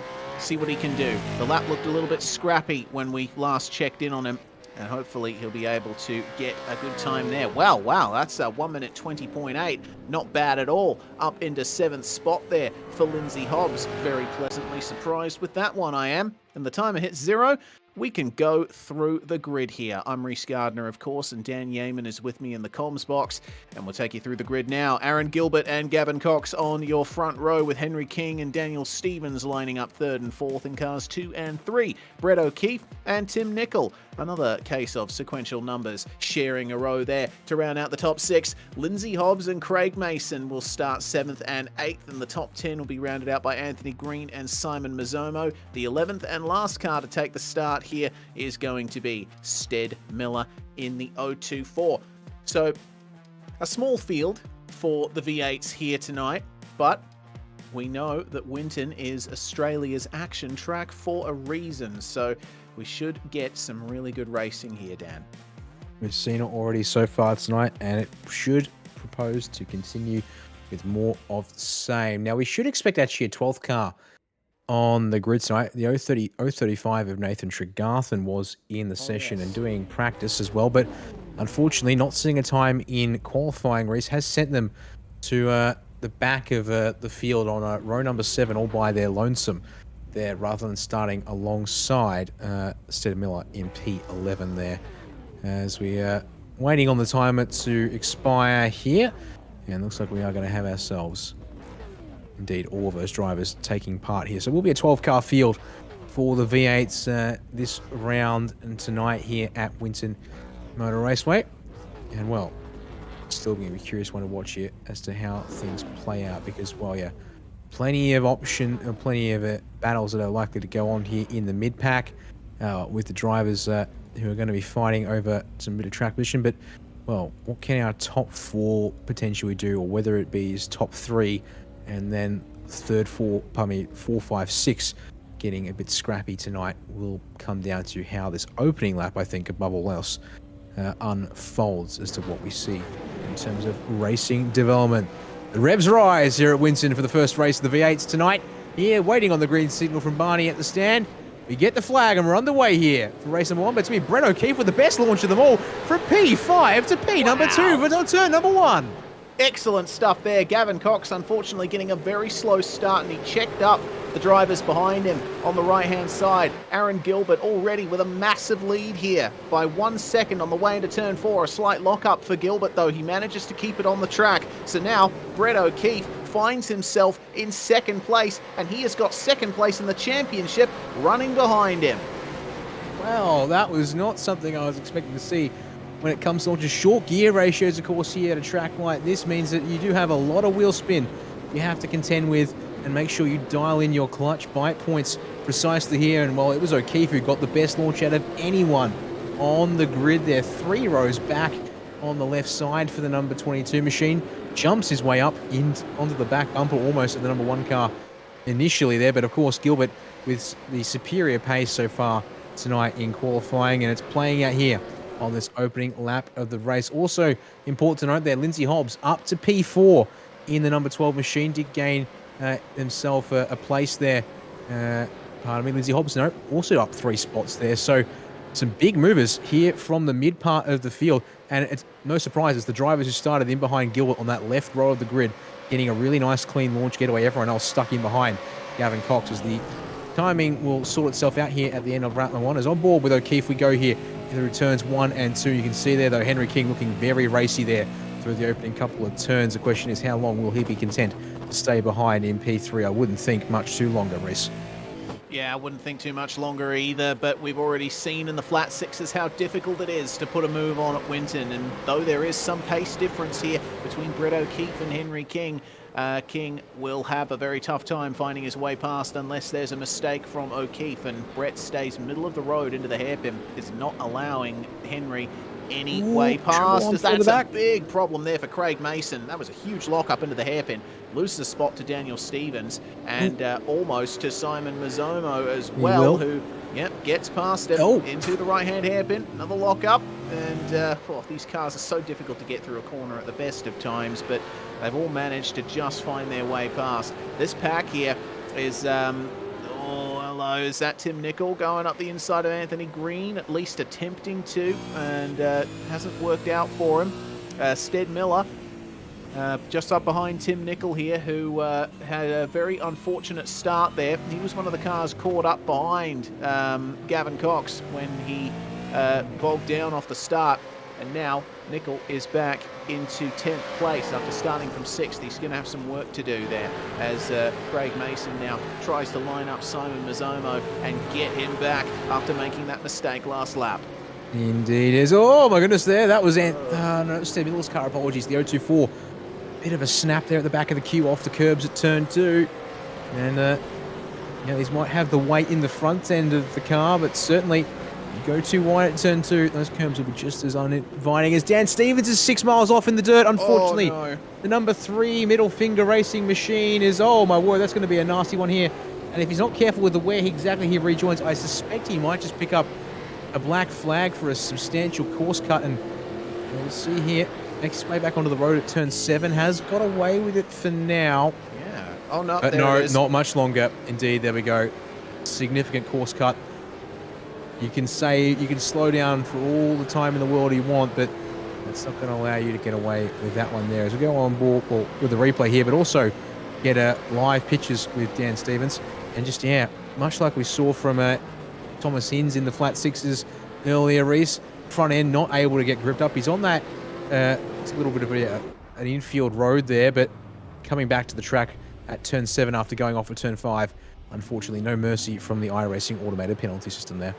No, certainly not. Winton's one of those places where you really don't want to make too much use of that grass.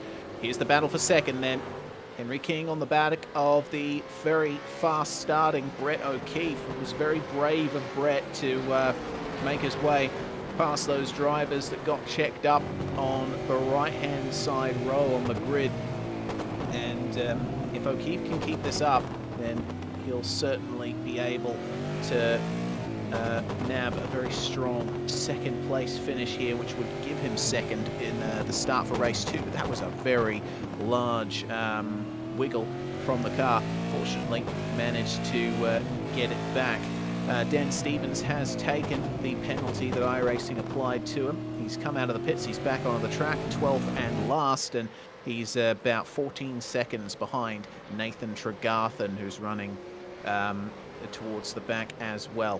Towards the end of lap number 4 now we come, and Gavin Cox back down into 5th, going to try and pass Lindsay Hobbs for 4th, and Simon Mazzomo leading this big pack 6th to 9th. He is indeed. The amount of pressure, though, that's being put on these guys, the amount of front locking I'm seeing here in this group, and also further up the order as well with the fight for P4 as well. It's all kinds of pressure everywhere. That was very loose from Mazzomo through turn 1, but that rotation might just have helped him for the time being here. The question is whether that overworks the rears. That was very deep from Mason. Although, as it turns out, that was the right amount of deep from the 47, as Mazzomo's struggling with the rear now, possibly overcooking it a bit too much in turn 1. We'll have the inside for the first part of turn 5 here, but Mason's going to just swing it around the outside. Mazzomo just comes out a little bit to try and open the entry for this second part in turn 6. And Itchy will go around the outside, forcing Mason up and over those curves. Big lock there. That's from Mazzomo's car on the right front. He'll still be there for turn number 8 here, but you see it locking on the inside front there for Mazzomo's car. He'll pull over and readjust, but Anthony Green involved. Tim Nichols going to be the big winner of all. So Mason around in secondary contact with Green. As, oh my word, that has gone from just good racing to drama and disaster for multiple cars involved. And I think Race Control might be looking at that one, because Mazzomo ended up triggering a pretty big incident there. Tried to go up the inside to protect that position, but just tapped Craig Mason around, and the drivers behind had to get on the brakes there to check up, and Mason got was that a secondary or a tertiary hit from one of the cars there, trying their best to work their way through. I think that might have been either Nickel or Miller who got that, and oh no, Mason, that's a meatball flag that he gained from those incidents, and it's gotten worse for him there, gathering the tyre bundles on the way into the pit lane. Well, here's Lindsay Hobbs and Gavin Cox. All of that drama happened behind these guys, and now they're still fighting amongst themselves for the last position in the top 4, and up the inside goes Cox. Hobbs, unfortunately, going a bit deep into the hairpin there, and that is move complete there for the middle finger 555. Yeah, we'll see here if Hobbs has got a bit of an immediate retaliation. Looks like it's not going to be the case just yet as they come off of turn number 9 there and head on down to turn 10. You can see now, gap up the road from Cox to Henry King is about 3 seconds, as Brett O'Keefe still holding on to that second place position for the time being. Doing a nice job of keeping himself neat and tidy, it seems, and that's, of course, the most important thing at this point in the race. But what it has done is allow Aaron Gilbert to skip away by nearly 5 seconds. We're seeing more or less a carbon copy of what we saw when race 1 of the flat sixes, just changed the actors involved here for this host of cars as we go on board with the man in P3, Henry King. We'll see here if he's got something on this particular lap to make inroads on the P2 driver and find something. You see third gear through turn 3. Nice short ratios. He's got plenty of torque under his right foot there. Doesn't have to worry about jumping it down into second. We'll hang on to fourth gear as we enter turn 5. We'll see as he drop it back to third. No, he won't. He'll hang it through fourth there. Gets it in early, back to third, and then back to second here. And we'll keep it in second as we turn in for turn 7. But O'Keefe really feeling the pinch here, I think, through these next couple of corners. Reese, but able to keep it single line through turns 8 and 9. They do have traffic of Anthony Green directly ahead, but once again, Anthony Green going to step aside here before turn 10. O'Keefe will get through without too much drama. King, though, is going to have to go up the inside there. That will compromise the entry ever so slightly there, and O'Keefe will get himself about 2 car lengths. A small breather for the time being, at least, Reese. Yeah, I'm going to correct myself from before. I think it might have been Green that collected the incident between Mazzomo and Mason a couple of laps ago. You can see that he's carrying a lot of damage to that car, and he did make a visit to the lane, a 13.1 second stop to try and get some damage repaired and maybe put some new rubber on that to try and salvage something from tonight. Well, we continue in this fight for what is now second on track. And O'Keefe, yes, he did get a good margin over King there thanks to them negotiating Anthony Green, but you can see that the rear end is not quite where it needs to be for Brett O'Keefe. He is driving the wheels off that car. Henry King, meanwhile, plenty of experience in this car and second in the championship last season. He definitely knows how to wheel this thing, and he and Aaron Gilbert put a lot of effort into preparing for every round of V8s, and it's definitely showing here. You can see just how much more composed King is. He can even afford to try and take some alternate lines here. He's late apexing all of the hairpins to try and get a run on Brett O'Keefe. He's trying, but despite having that later apex approach here into most of the corners, Reese, it looks like O'Keefe's exit trajectories and preservation of grip, it seems, is really doing him well. He's getting good drives off the turns, and certainly King is matching him here through most of his turns, as that was deep from O'Keefe and King both through turn 11 there. Just going to upset the rhythm, and I was talking about how these both have been looking nice and composed and keeping their cars doing the right kinds of things. But again, O'Keefe, good run off turn 12, under no kinds of pressure here into turns 1 and 2. You can see here, not really using the curb through turn 2 like King is, but all the same, isn't really losing too much time. Maybe a car length's worth there into turn 3, this particular occasion. This looks to be about probably O'Keefe's most vulnerable part of the track. Not getting down to the apex at turn 4. This time around, it's going to allow King to show the nose to the outside into turn 5. And oh my goodness, there, how about that? Going to swing it around the outside of turn 5. Can Henry King get it pulled back up for turn 6? He will indeed. He'll go to the middle of the road, and Brett O'Keefe, unfortunately, no response for that commitment there from the number 2 machine.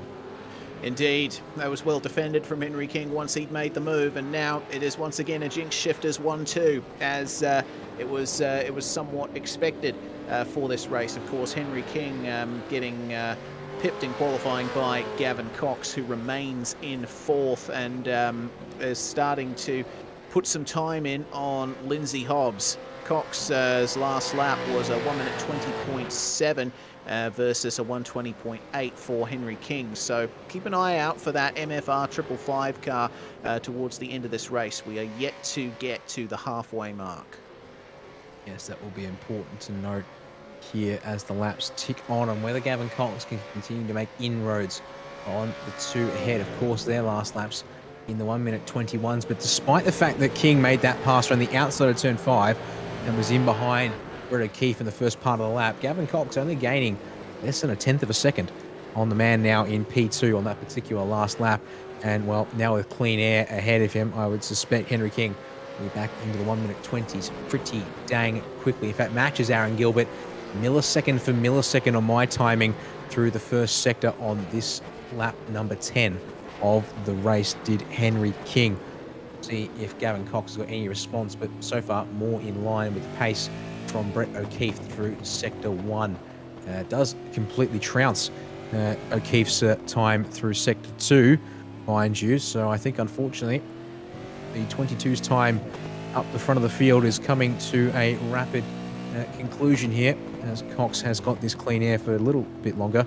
to work his way into before having a go at that final podium place. Yeah, the lap times really tell the story here, don't they? Low 1 minute 21s on the last lap for both Henry King and Brett O'Keefe, but a 1 minute 22.3 for Brett O'Keefe. And I've got to say, it changes the context of that fight for second a little bit, knowing that Henry King is going as quick as he is now. King's set his personal best of the race, a 1 minute 20.3 now, and it's a 122.0 for O'Keefe. So King was stuck behind O'Keefe there for the first part of the race. It was still a fantastic battle. Let's not take anything away from either driver, but there's evidently a big pace difference between them, and somewhat of a pace difference between O'Keefe and Cox as well, because Cox just took a second out of O'Keefe on that last lap. That did indeed. And yeah, unfortunately, O'Keefe, to be honest, it really looks like O'Keefe's hit a monumental performance wall, because you look at his lap times in the first part of the race, he was actually in the 1 minute 20s the entire time, up until that lap number 9 where he gets passed by Henry King. And all of a sudden, 22.3 on that lap he gets passed, and a 22.0 as you were just comparing there to Gavin Cox on lap number 10. All of a sudden, Brett O'Keefe's lost a lot of momentum and drive in that car, and had a little wobble there on lap number 9, trying to hang on to the spot before Henry King gets through in the first half of the lap. But we'll see here if he can recover. A little lock, though, into turn number 11. That's not going to help the car now. Looking a little more flustered, perhaps, trying to put the pace back into it is the 22 machine as we come to the line once again. 10 laps to go for these drivers here as they come across. And actually, there we go. Brett O'Keefe back into the 1 minute 20s with a 20.6, and in fact actually pulls nearly 0.2 of a second back on Gavin Cox that last time around. So a little bit of a blip there from the 22 machine, but now a bit more back in the groove, and actually pulls an nearly 0.5 on Henry King up the road.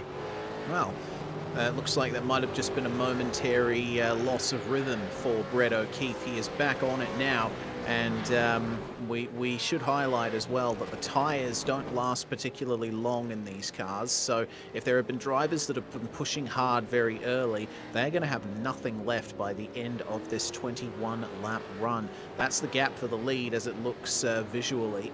And King and Gilbert separated by roughly the straight between turns 9 and 10. And that is your running order there. Lindsay Hobbs there still holding station in 5th, and then we've got this battle between Stead Miller and Tim Nicol. Nicol currently holding the 6th spot out here on the racetrack, and looking at their lap times, they are pretty evenly matched.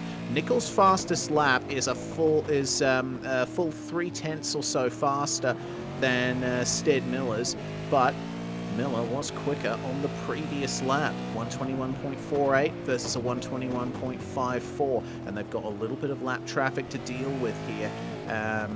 So they're going to have to be careful here. I think that's Anthony Green who is just pulling over to let these guys go. Indeed. It is indeed. As we go on board, stay on board, I should say, here with Miller down into turn 1. You can see it up against limiter in 5th and down into 3rd gear there for turns 1 and 2. And a short blast in 4th. See here, we'll grab 2nd.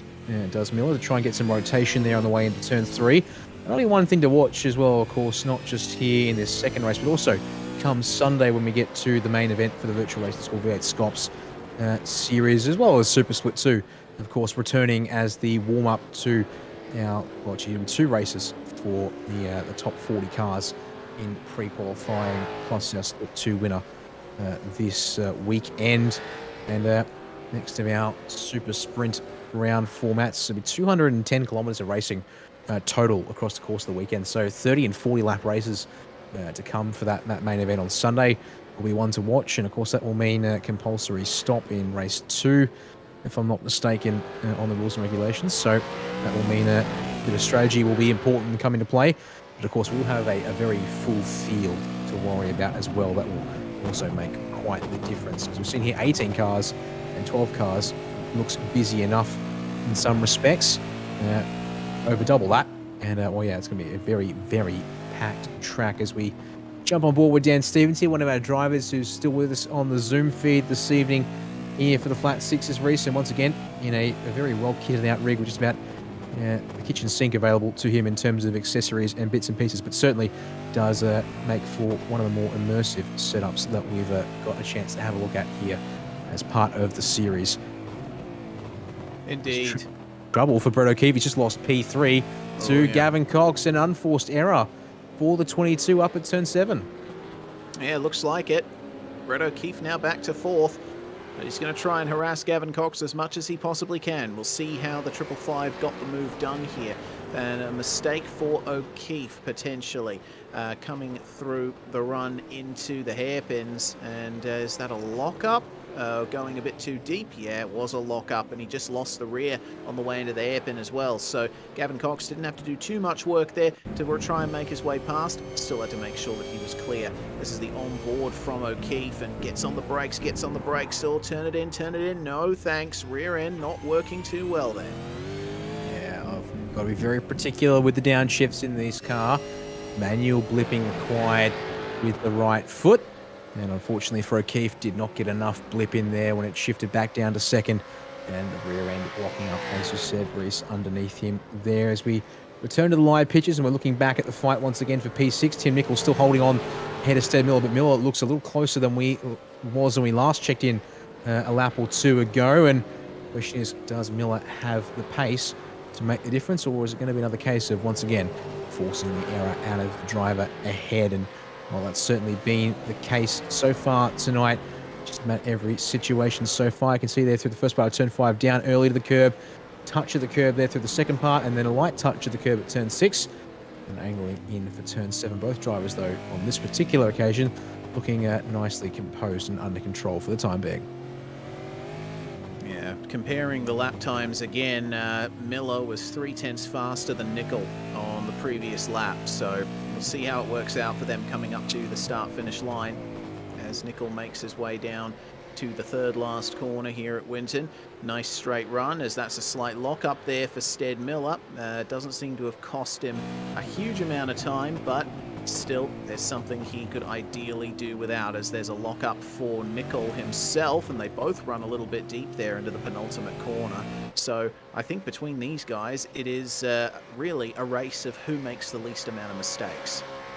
I mean, yeah, that is somewhat the case with this car and track combination. Again, we saw it in the flat sixes too.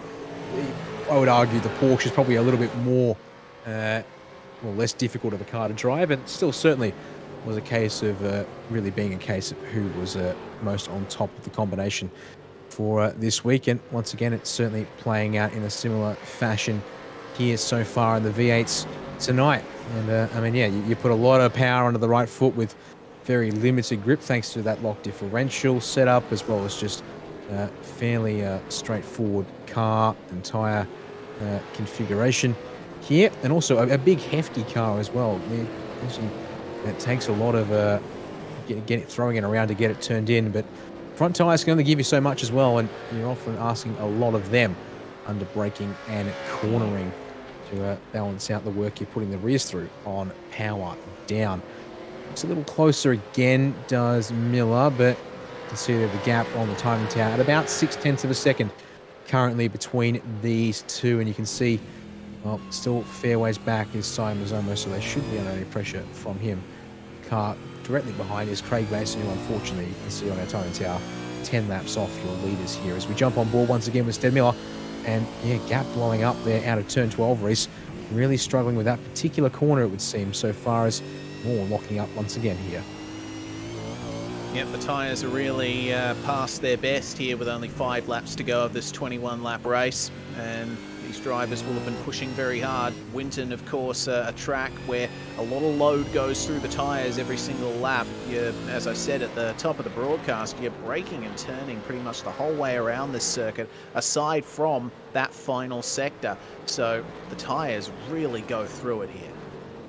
They do. Is again another lock for Tim Nicol, really working his front end of the car over through these corners. And it's particularly those ones where it's sort of the biggest of the braking loads here. Turn 1, turn 3, turn 7, turn 10 and 11 is where you're likely to see that front locking here, as the driver's really committing to getting the braking done as hard and as late as they can, because they're carrying the most speed into those turns compared to the other ones, at least on the circuit. But of course, turn 7, one of the more unique challenges of the track, with the way, of course, that you load up that front end with coming over the curbs at 5 and 6, As you see there, Stead Miller, he's turning a little bit of a brake lock going into turn 11 there, and a little loose too under brakes, which I think is... Now, if that's what we're seeing there repeatedly, that will explain why he's really struggling there with the brakes. As Craig Mason is attempting to come to the pit lane there, Reese, but unfortunately gone in a bit too hot, found the grass. He has got an iRacing black flag for what would there presumably be the incident limit, unfortunately, there for the 47. That will pull him out of the running order and further on down the field as we check back in with the man in second place. Not to be confused with the driver out in front. Aaron Gilbert is now, you can see, quite comfortably clear by 9 seconds there. He is now on your screens, as that was Henry King, of course. We were checking in there for a moment in the matching Jinx Shifters number 2. Falcon is going to be 3 to go at the line, and, well, there's no sign that Aaron Gilbert is slowing down anytime soon. Yeah, indeed, no. Well, we'll keep our eyes out for anything that might happen at the end of this race. We are hearing that it was not an incident limit black flag for Craig Mason. I'm actually looking at his exit from the pits, and well, he came out of the pits a couple of laps before, and it looks like he exceeded the speed limit on the way out. So, yeah, that is the problem there for Craig Mason. But keeping our eye here on Gavin Cox in the MFR 555, running in third, and ran a couple of hundredths of a second faster than Henry King on the last lap. Still a huge gap there for third all the way up to second. So Gavin Cox is going to have to pull some kind of miracle, or Henry King is going to have a massive off in order for anything to change there for the last 2 positions on the podium. And it looks like it's just a case of drivers getting to the finish from here and trying to hit those apexes. Gavin Cox really not having much luck doing that through the hairpins.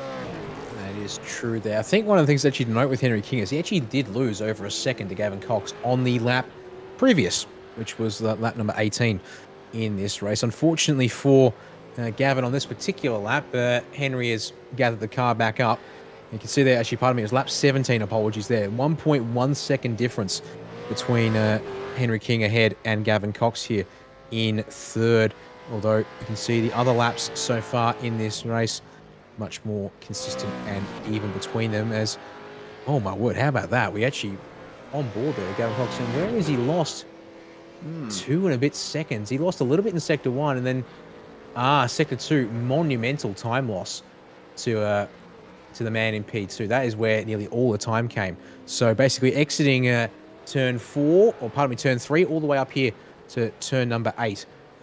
Things went very wrong there for the 555 on that last lap, explaining the margin sitting at now 5 seconds between second and third place. All right then, well, 2 laps to go, 1.5 to be precise, and Aaron Gilbert has been untroubled since the very start of this race, and that's really been the story of Aaron's season. When he's been up the front, when he's qualified in that pole position, he hasn't faced off against many dramas. He has had a couple of races where things haven't gone his way, but Winton certainly hasn't been one of those. He takes the white flag now, 1 lap and 3 Ks to go for our number 1 Jinx Shifters Falcon, and he remains as consistent and controlled as ever, does Aaron Gilbert, barely touching the curb on the exit of turn 2. A far cry from what we've seen from many other drivers here tonight. Indeed, nice and composed, and still lapping as fastest on the last lap at least, and if not that, one of the fastest on the circuit. We'll go on board here with the driver in P number 1, in car number 1, as he brings it up into turn 7 for the final time in this first race tonight. Maybe a little wide of the apex there than he'd like, but that's could be worse, I guess. And then through 8 there, nice and steady to bring it through the final of the hairpins here at turn number 9, and then short run down at turn 10. See here, able to get on the power, nice and steady there indeed, and yeah, completely under control here as he brings it through with just 2 turns left in this first race. Yep, soon to become just 1 turn to go for Aaron Gilbert.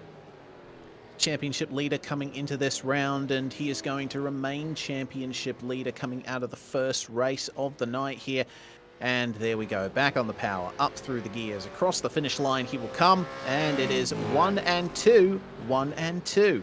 Aaron Gilbert and Henry King here, as King himself comes to take the finish. And that's going to be another dominant 1-2 finish for the Jinx Shifters crew in the V8 series, part of Logitech G Virtual Racing School V8 SCOPS. Gavin Cox comes home in third. That's good to see. And Brett O'Keefe will hold on to fourth. And that's a pretty solid drive there from the number 22.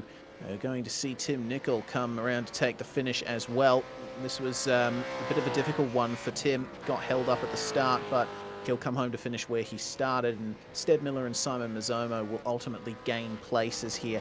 But it looks to me like Mazzomo has escaped the wrath of the stewards for that earlier contact with Craig Mason, at least for now. Those are the results then. Gilbert, King, Cox, O'Keefe and Hobbs, your top 5. Nicol, Miller, Mazzomo, Stevens and Green are your first 10 finishers. Green a lap down. And then we had Craig Mason, unfortunately, retiring from this one. Nathan Tregarthen did come out of the pits to take the first few laps of the race, but ultimately retiring himself. So that's going to be a 1-minute warm-up now for the drivers. And now we'll look forward to the 15th event of the Virtual Racing School, Logitech G V8SCOPS Support Series. Getting my sponsors confused there. The V8s are going to be racing at Sandown on Friday, the November 4th, and I am going to be jumping in for racing in the 2-litre Tourers, Dan. Looking forward to that round. Sandown, always turning it up, and a very fun track indeed. Great to see that on the iRacing service as well. Indeed. Makes us almost a bit of an Australian sojourn here for the V8SCOPS series as a whole, starting back at the Phillip Island 500 as the first of the Endurance Cup rounds, and then jumping forward here to Winton, and then, well, pardon me, there's the Bathurst 1000 last time out, here now at Winton, and then to Sandown for the next round of that series. And, well, it's a very busy weekend of broadcasts here on a busy period coming up here on SimSport TV. So we're here with Virtual Racing School V8SCOPS. That's next up on Sunday, of course. The Oceanic Dirt Sim Events 360 Power Series returns to conclude that championship on Wednesday. You'll catch Reese and Cam Dance on the mic for that one there. The Oz Pro-Am Sim Series returns for the first of its wildcard rounds. The third race of the season there at Daytona on next Thursday, the 20th. Major Series returns next weekend for the Classic Daytona 2.4 on the 22nd there. GT Open Australia, one of my other series, thanks to my guys at Aussie Online Gaming, is back for the second round of the season in a couple of weeks' time, Sunday the 23rd there. Aussie Car Formula 4 back on Monday the 24th. AOG Porsche Cup concludes for the year on Tuesday the 25th. And then the Southern Cross Esports Summer Series is back with their next championship starting on Wednesday the 26th. It is a bumper schedule coming up in the next 2 weeks here at SimSpeed TV with a great host of various series. And just like that, we've got 10 seconds to the green flag for race number 2 here. Of course, the results from race number 1 set the grid here for race 2, so it is fairly straightforward. Jinx Shifters lining up on the front row this time to lock this one out here. We'll see if they get away clean. We'll see if they do indeed. We wait with bated breath for the line locker to be engaged and for the rear tyres to start spinning here in the V8. Race 2 is underway. It's an even start between our top 2. It actually looks like King got the slightly better start, but Gilbert will have the inside for turn 1. And oh no! Drama between the teammates. They almost make contact. King almost forced off the track in the first turn. And that's going to give a good chance to Brett O'Keefe there, who has managed to work his way up into third after finishing in fourth. Gavin Cox, once again, having a very poor getaway. He is trading places there with his MFR teammate, Daniel Stevens, on the way into turn 5. And yeah, that was some massive burnout, or it was a massive burnout, I should say, from Cox in the 555. Maybe gear settings not set up correctly for short ratios here, and as a result, allowing too much clutch drop, and therefore a whole bunch of wheel spin there as this race got underway. And once again, everyone in behind Cox there. Actually, pardon me, not so much everyone this time by. Cox is actually really the only one who massively affected the cars immediately behind Cox that time, able to scurry out of the way. But it does send Brett O'Keefe back into a podium position, and somewhat close enough to challenge Henry King there for a moment, who, as you said, as you caught there, Reese, really gave Aaron Gilbert a run for his money through turns 1 and 2, but they settle in 1-2, 1-2 once more here at the end of lap number 1. 20 laps to go once again. Well, that they do. And we'll see how things go here for Lindsay Hobbs, who is trying his best to grab that last podium position from Brett O'Keefe. Very good run out of turn 2 he goes. And we've gotten news that Simon Mazzomo has elected not to take the start for this one. Real shame to see. It looks like Mazzomo's night is over after some pretty good results tonight. But we still have 11 cars remaining in this session. Nathan Tregarthen has taken the start, and he is running last at the moment in 11th spot. On board with Stead Miller, and that's a big lock-up from Lindsay Hobbs, and running deep there from Brett O'Keefe into the first of our hairpins. Gently does it, boys, and hopefully they'll sort themselves out. Problems for Anthony Green there, and that was on the way through turn 5. That's a very odd spot to see a car off the circuit. Obviously, there's a little bit more to that incident there, but we shall see how this works out here in the battle for third as we go to our first Virtual Racing School replay of the race to check out what happened to Anthony Green. And this was on the exit of turn 4, coming into turn 5. Did he lose the rear? Looks like he just went a bit deep and caught the grass on the outside, and that spun him around. Big shame there for Anthony. It's been a very tough night for him in both of the series we've seen. Well, indeed it has, yes. As we go back to live pictures there, focusing in here on Lindsay Hobbs, who's trying to put some pressure on Brett O'Keefe, who's made a couple of mistakes in the past couple of laps, as that's Stead Miller in behind Hobbs, putting everything on the line there and then some to the dirt and turn on the exit of turn 4 there, but gathers it up for turns 5 and 6 here on this one. Gavin Cox still in P7, unable to get past Tim Nicol just yet, though. Big wobble in the background there from Nicol. That might put him under some pressure potentially here in the next couple of turns, but you can see here still as they are, but also Lindsay Hobbs locking up the front end really early once again. That's a pretty substantial amount of lock up there on the way into turn 9 there, so got to be careful not to do that too much, as certainly a whole bunch of that will result in a lot of tyre wear building up pretty quickly here as well, for good measure. We are only 3 laps into this one, still got 18 laps to go. And the sun is dipping lower and lower under the horizon, just coming up to about 5 to 7 p.m. in sim time, as there's Tim Nicol and Gavin Cox trading places. Nicol yielding to Cox on the way into turn 1, but still overshooting the first of our turns here. And he'll come under some pressure from Daniel Stevens, getting another replay here. Let's go to the replay, yeah. And yeah, we'll stay on this replay, I think, because there's been some issues for Stead Miller. We'll see how the position was traded here between Nicol and Cox. It was the exit of the last corner that unfortunately came unstuck for Tim Nicol. And that's a big slide. Well saved. And the curb definitely helped him out there. But yeah, position yielded on the way into turn 1. And then we'll see what happened to Stead Miller. There was actually some problems there for that was Lindsay Hobbs. Hobbs. Yep, okay. That's what happened first off for Stead Miller, and then overshooting turn 3 as a result. The run between turns 2 and 3 is so short. If you have a problem out of turn 2 and you're trying to recover, you will not be able to make turn 3. And I mean, especially in a case like this where you've got the rear and all kinds of dancing as a result of that, the rear is going to be a very, well, superheated tyres is quite simply the issue there, of course. And what that means, therefore, is you've got very little braking confidence in the rear end of the car. It does lock the front up as well, for good measure, and that's mainly the reason the car understeers off the road. There was also some trouble for Dan Stevens up at turn 7 on that lap as well. Got close to Tim Nicol, but lost the rears and almost went around fully, just barely hung onto it, but was able to do so. Stead Miller's dropped to the very back of the running order as we're checking out here. Dan Stevens and Craig Mason for P7, so more trouble for the 024. In fact, he's gone to the pit lane. Interestingly here, no need to do so. At least there's no black flag, no mechanical black flag as well, but up on the jacks, taking tyres.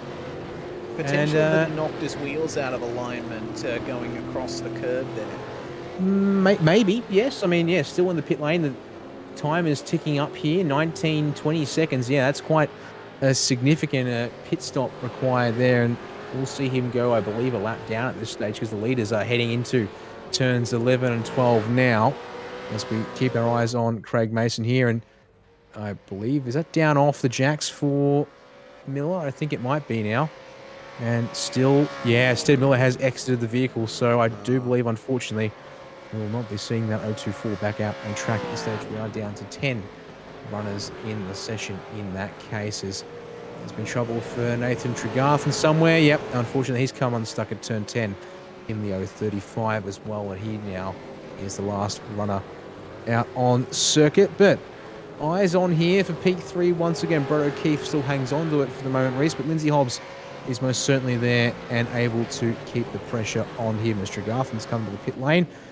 And I kind of suspect we're about to see another retirement, and we'll be down to 9 cars running at this stage in short order. Yeah, well, I'll keep my eye on Tregarthen as Jay keeps his eye on this fight for third. Gavin Cox is starting to round these guys up. He ran 3/10 faster than Lindsay Hobbs and a full second faster than Brett O'Keefe. Gavin Cox looking very strong indeed here, and once again making a good recovery from his start line incident.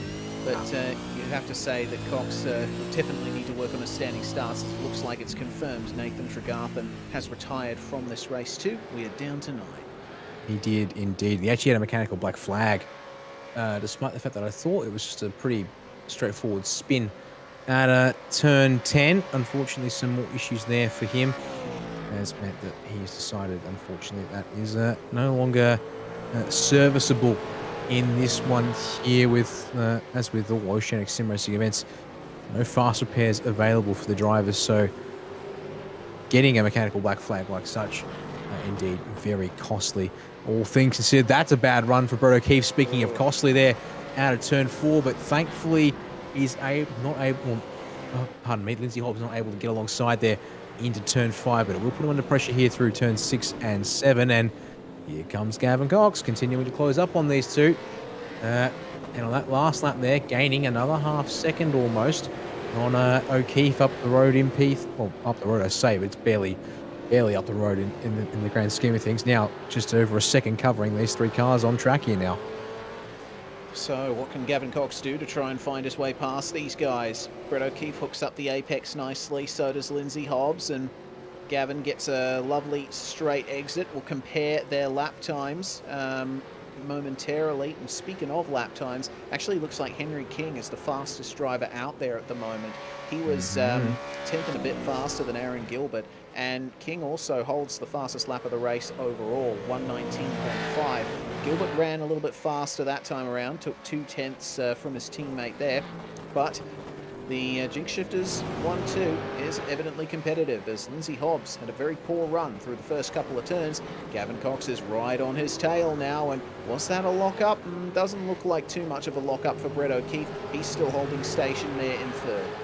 He is indeed, and in fact the gap there between O'Keefe and Hobbs, now basically the gap you saw between O'Keefe back to Gavin Cox. That's how much the margin there is open, and Cox unable to get close enough to make his way by.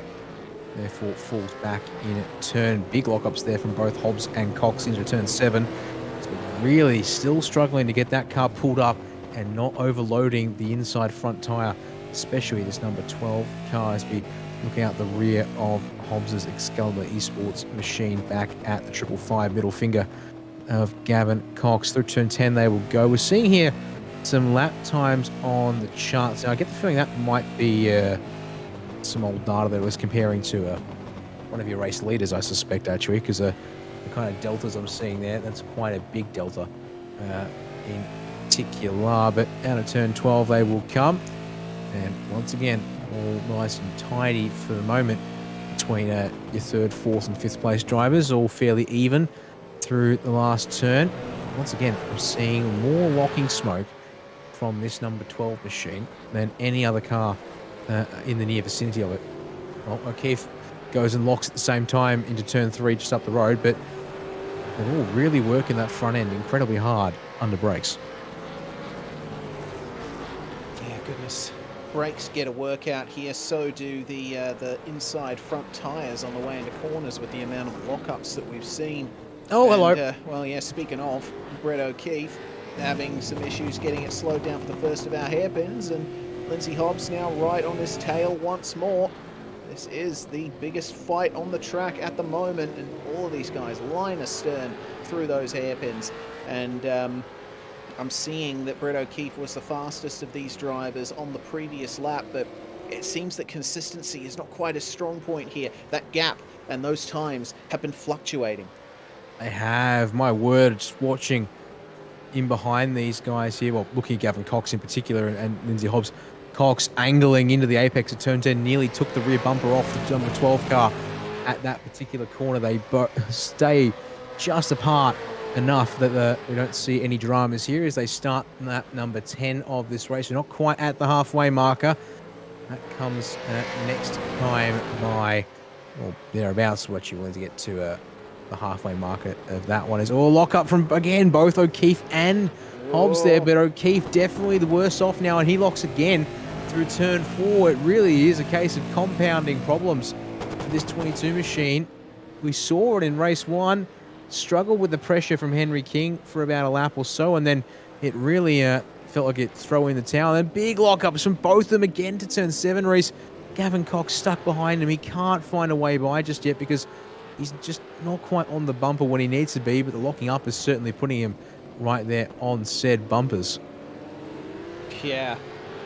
And you do need sometimes a little bit of space ahead of you to try and make a move, as counterintuitive as that sounds. And was that a spin further back there for Craig Mason? I just saw in the background. It was. That's unfortunate there for Craig. He's had a tough night as well. He will remain in 8th spot though. And through the final couple corners we come. We are past the halfway point now, or just coming up to it rather, with our leaders, and it will be the same here for the battle for 3rd. The space opens on the front straight. They come through turn 2. Again, both O'Keefe and Hobbs locking up. Gavin Cox avoiding lockups for the most part. But this is the part of the track where O'Keefe and Hobbs really struggle. And that's another lockup once more for the number 22. Yeah, it almost makes me wonder if all the lockups are maybe a bit exaggerated, perhaps, in terms of just unnecessary smoke generation. But then again, I wouldn't exactly know either way, to be honest, and I'd take the safer approach of presuming that it's actual lockups, because when it does happen, it does seem pretty substantial. That was a loose rear end that time for O'Keefe, so maybe shifting the bias backwards a bit to try and compensate, but seems to be struggling now with getting the rear end planted on the way into the turns. We're watching those two ahead fight here, with Gavin Cox providing us the onboard experience here as into turn 10 you go, and again a lockup from O'Keefe, a little wide of the apex as a result, but Lindsay Hobbs not close enough to make inroads. Oh, hello. Was that a slowdown for Brett O'Keefe? Not that I could see. They're He's at least pitting. Well, interesting there. No black flag.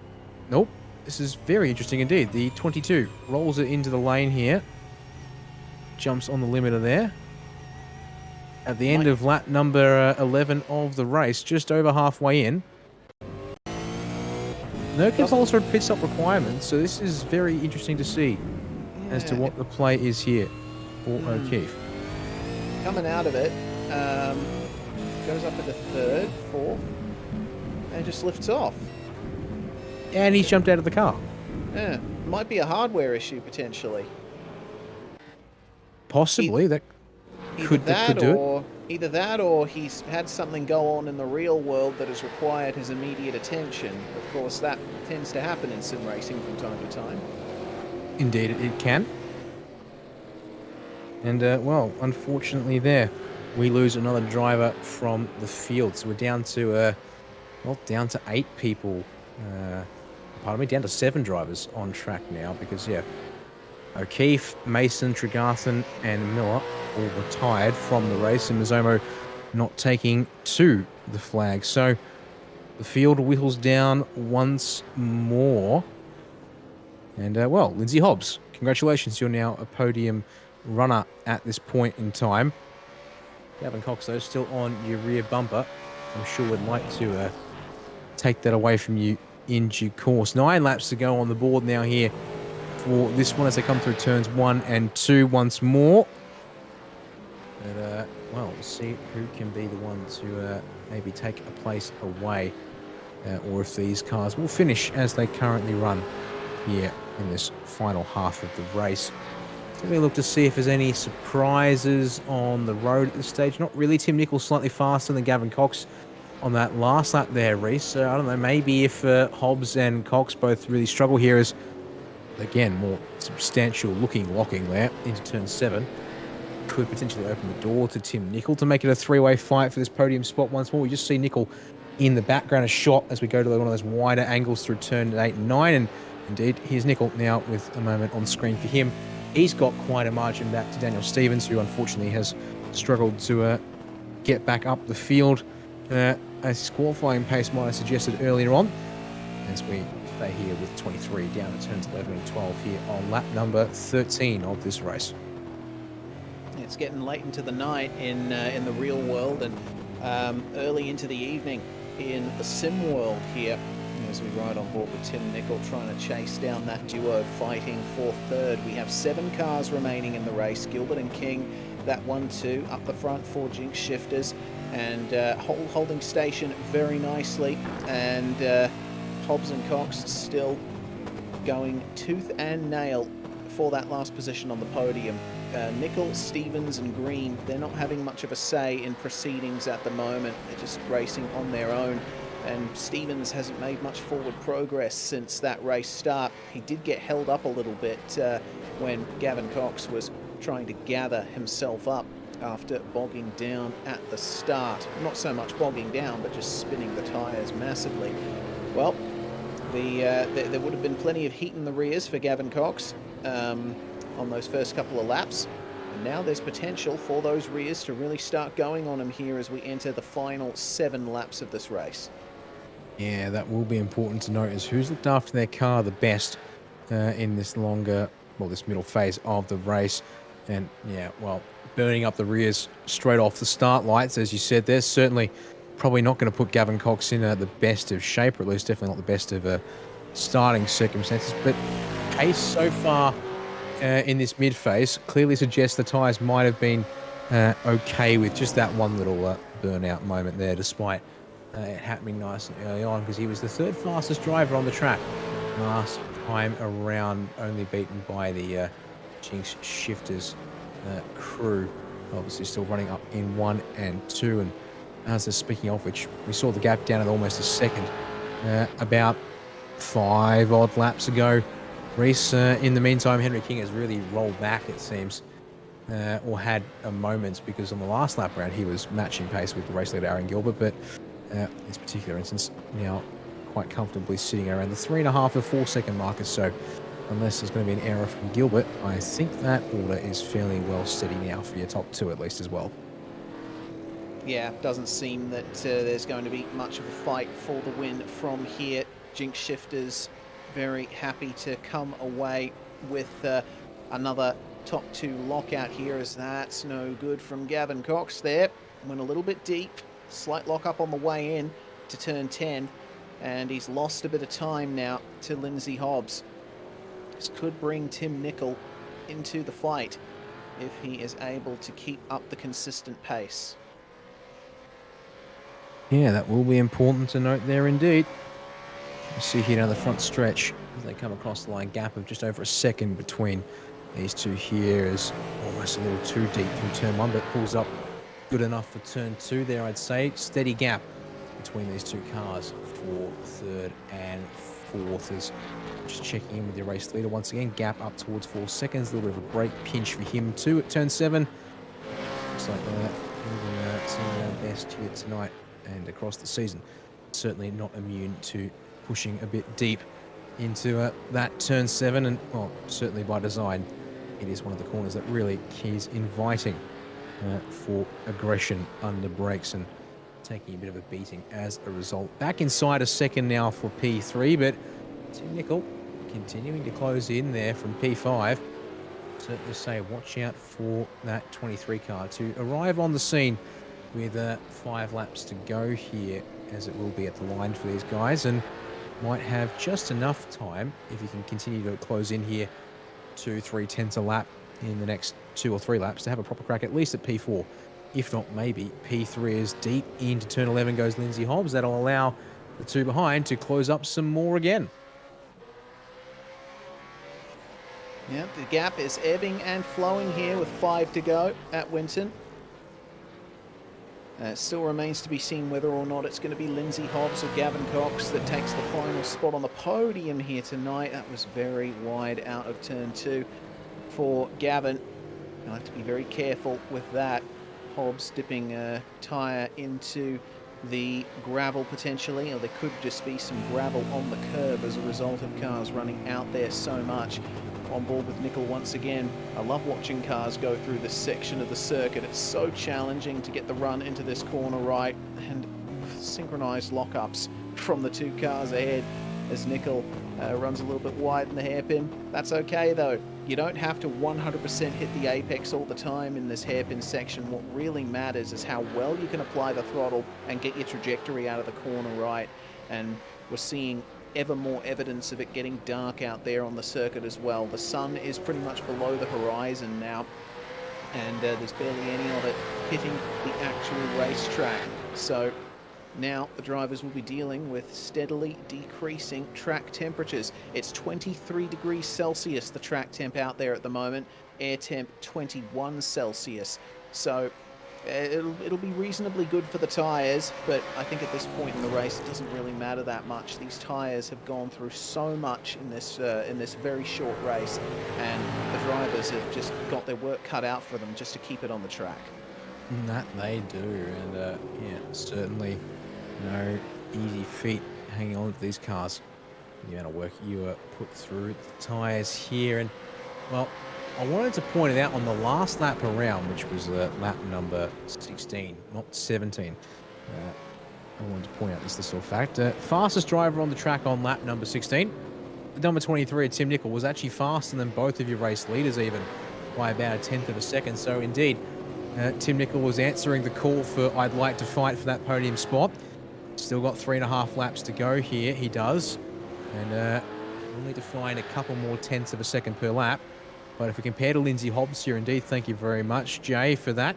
There it is there on lap number 16 in particular. That delta of nearly a second to the car that's leading this little train of 3rd, 4th and 5th is most important there, and still pulled another 3.5 tenths on lap number 17 as well. And I think on track to pull a couple more tenths again here on lap number 18. I think we'll have to wait and see. In a moment, across the line they will come. 20.77 for Cox, 20.93 for Hobbs, 20.83. So Cox the faster of the trio, but still Nicol closing in on the man in P3. Less than 3 laps to go now. Well, it's closer than it's been for a while between Lindsay Hobbs and Gavin Cox now. And on board with Gavin as we come through turn 5.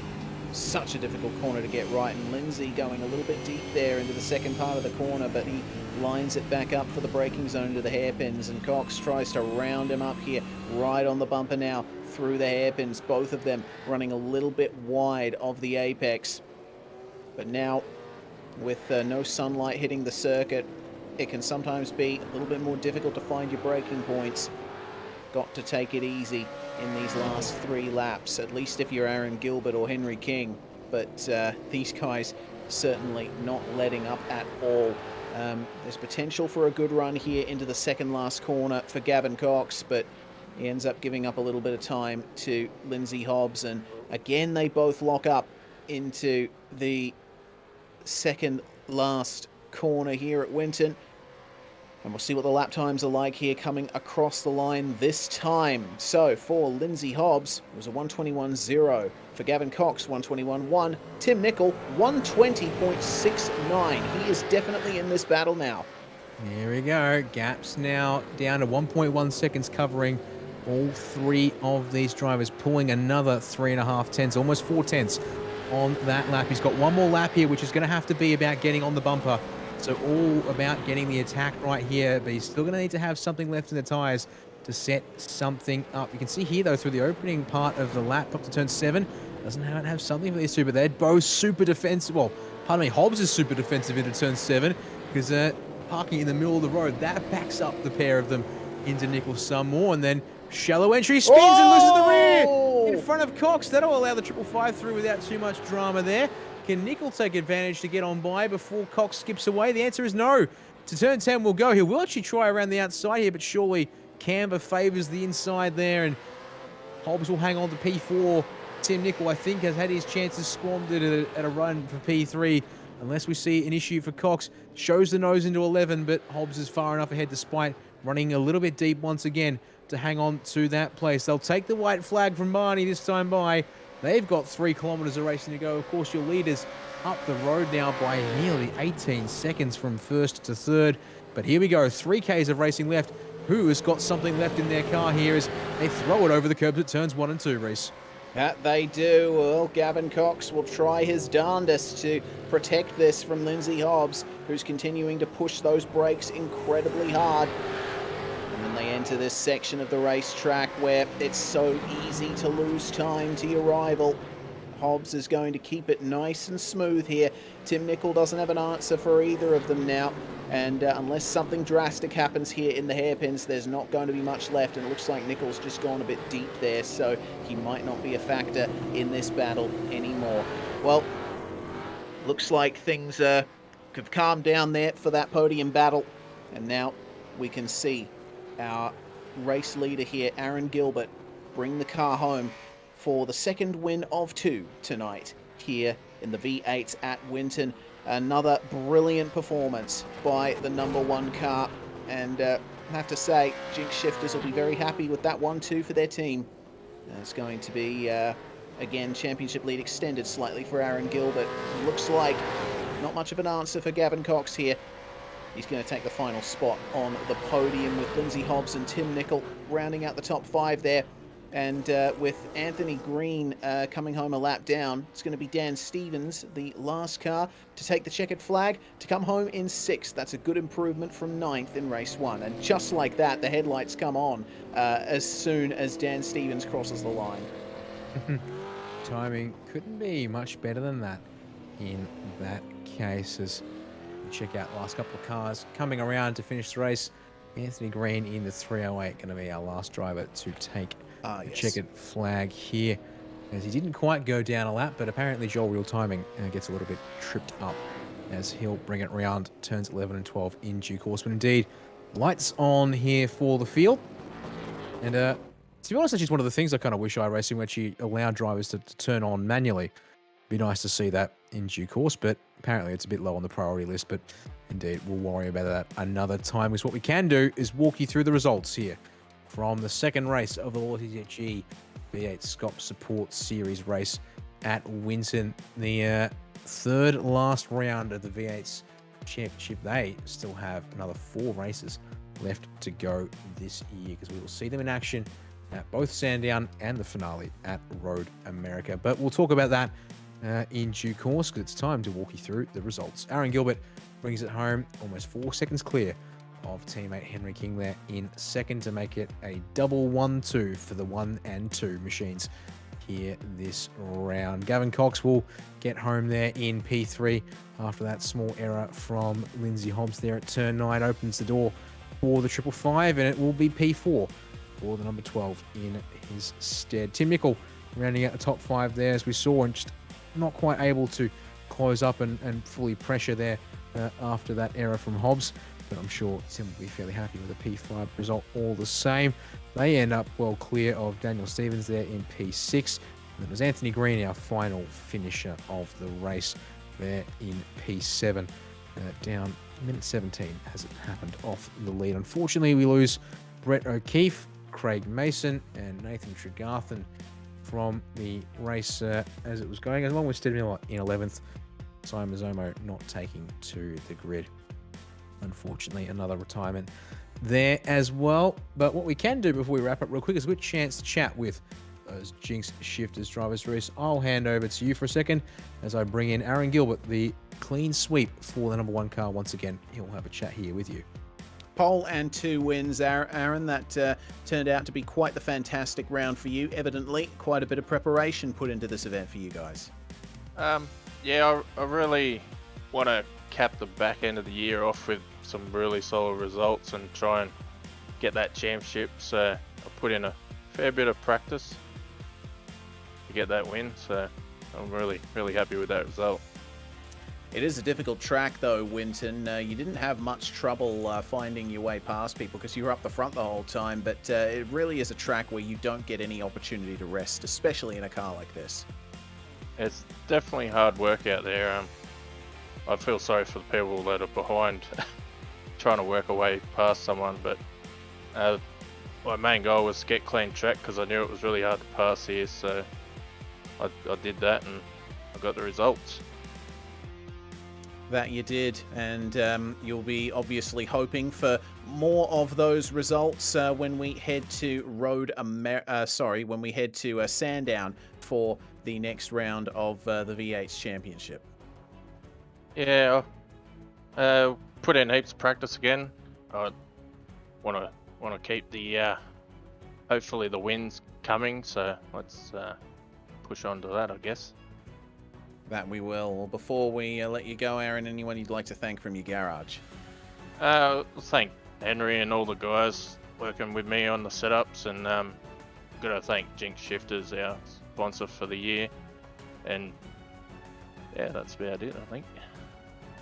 Well, we'll leave you to celebrate your victory here, your double victory and round win here at Winton, Aaron Gilbert. Next up, of course, is Gilbert's teammate, Henry King, who had a bit more of a dramatic night. Dan Yeaman's going to talk to him about that. That I will indeed. And, well, race 2 may be a little bit less dramatic there, apart from the start, but race number 1 there, Henry had to work for it there in the opening half of the race as Brett O'Keefe with an absolute rocket ship off the start line there. Yeah, BJ had a wicked start, unlike the first 4 cars that seemed to want to have a burnout competition to 1. That they did indeed, and it seemed really tripped up quite a few drivers there on the grid, and unfortunately, I guess by that point there, Aaron able to skip away at the front in race 1 there, which meant it was going to be would have been a very hard task to bring that gap down. But also seems tonight Aaron really brought the pace and looked to be more or less in a class of his own. And race 2 there, gave it a good shot into turn 1 yourself there around the outside. Unfortunately, not quite able to make it stick for the inside at turn 2, it seemed. No, he probably put a little bit of a squeeze on through 2, but I didn't want to fight him too hard. 2 team cars at the front should probably stay at the front instead of one in the fence. And I know the effort that Aaron had put in the whole week. He's been tuning the cars up, and literally we're running almost identical sets. So without his work, I wouldn't be at the front of the field either. So I didn't want to take it off of him too much. Yeah, it's a fair point to make there indeed. Obviously, looking after the cars, certainly important. 4 races to go in the championship. We'll see these cars back out on track when V8SCOPS and co head to Sandown in a couple of weeks' time. And, well, sort of the home of horsepower there with basically 2 drag strips and a couple of corners in between. Certainly the kind of track that these cars probably are pretty good at, all things considered, you'd have to say. Yeah, definitely, I'm looking forward to the home of horsepower, unleashing the unicorns that we've got on the side of these things. With race 2 being a reverse grid pit stop race, the last of the 8080s, it should be a good race to watch, I think. Usually in that format, I seem to come through the field a bit better than Aaron, so hopefully I can get a few points back up on him for the championship. Well, we'll have to keep our eyes open for that one then. Certainly hope that comes true and gets us a nice tight finish for the final round of the championship in Road America at the end of November. Before we let you go, Henry, who do you want to thank tonight for the results? Got to thank Aaron. Need to thank Jinx Shifters, of course, for being on board. Logitech G for the series sponsorship. You guys for a wicked broadcast that I'll watch back very soon. And I've got to thank iRacing, of course, for putting a brilliant simulator that we all get to use.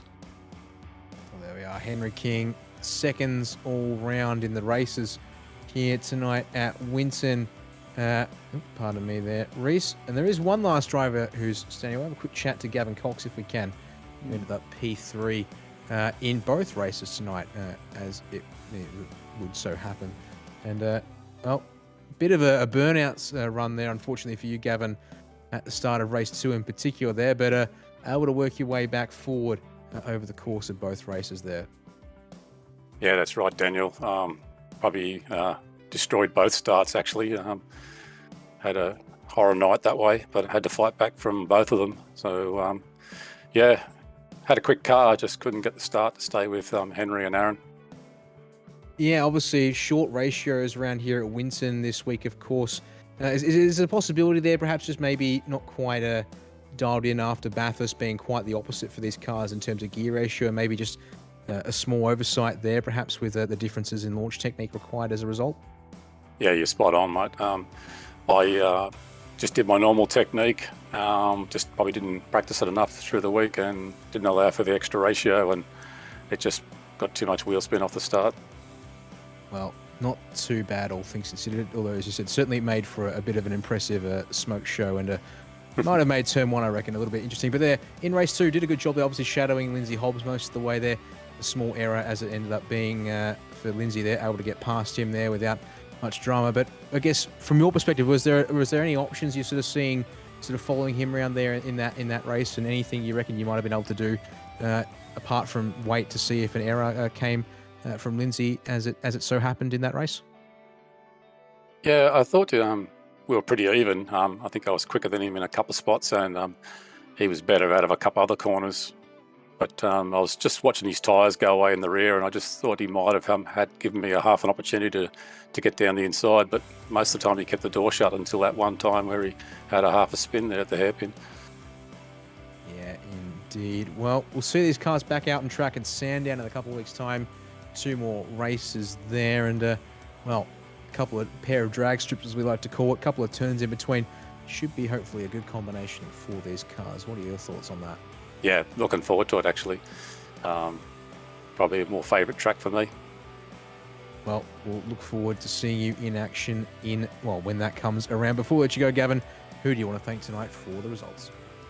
Look, just like to thank Middle Finger Racing and Dan Stevens for the paints for the car.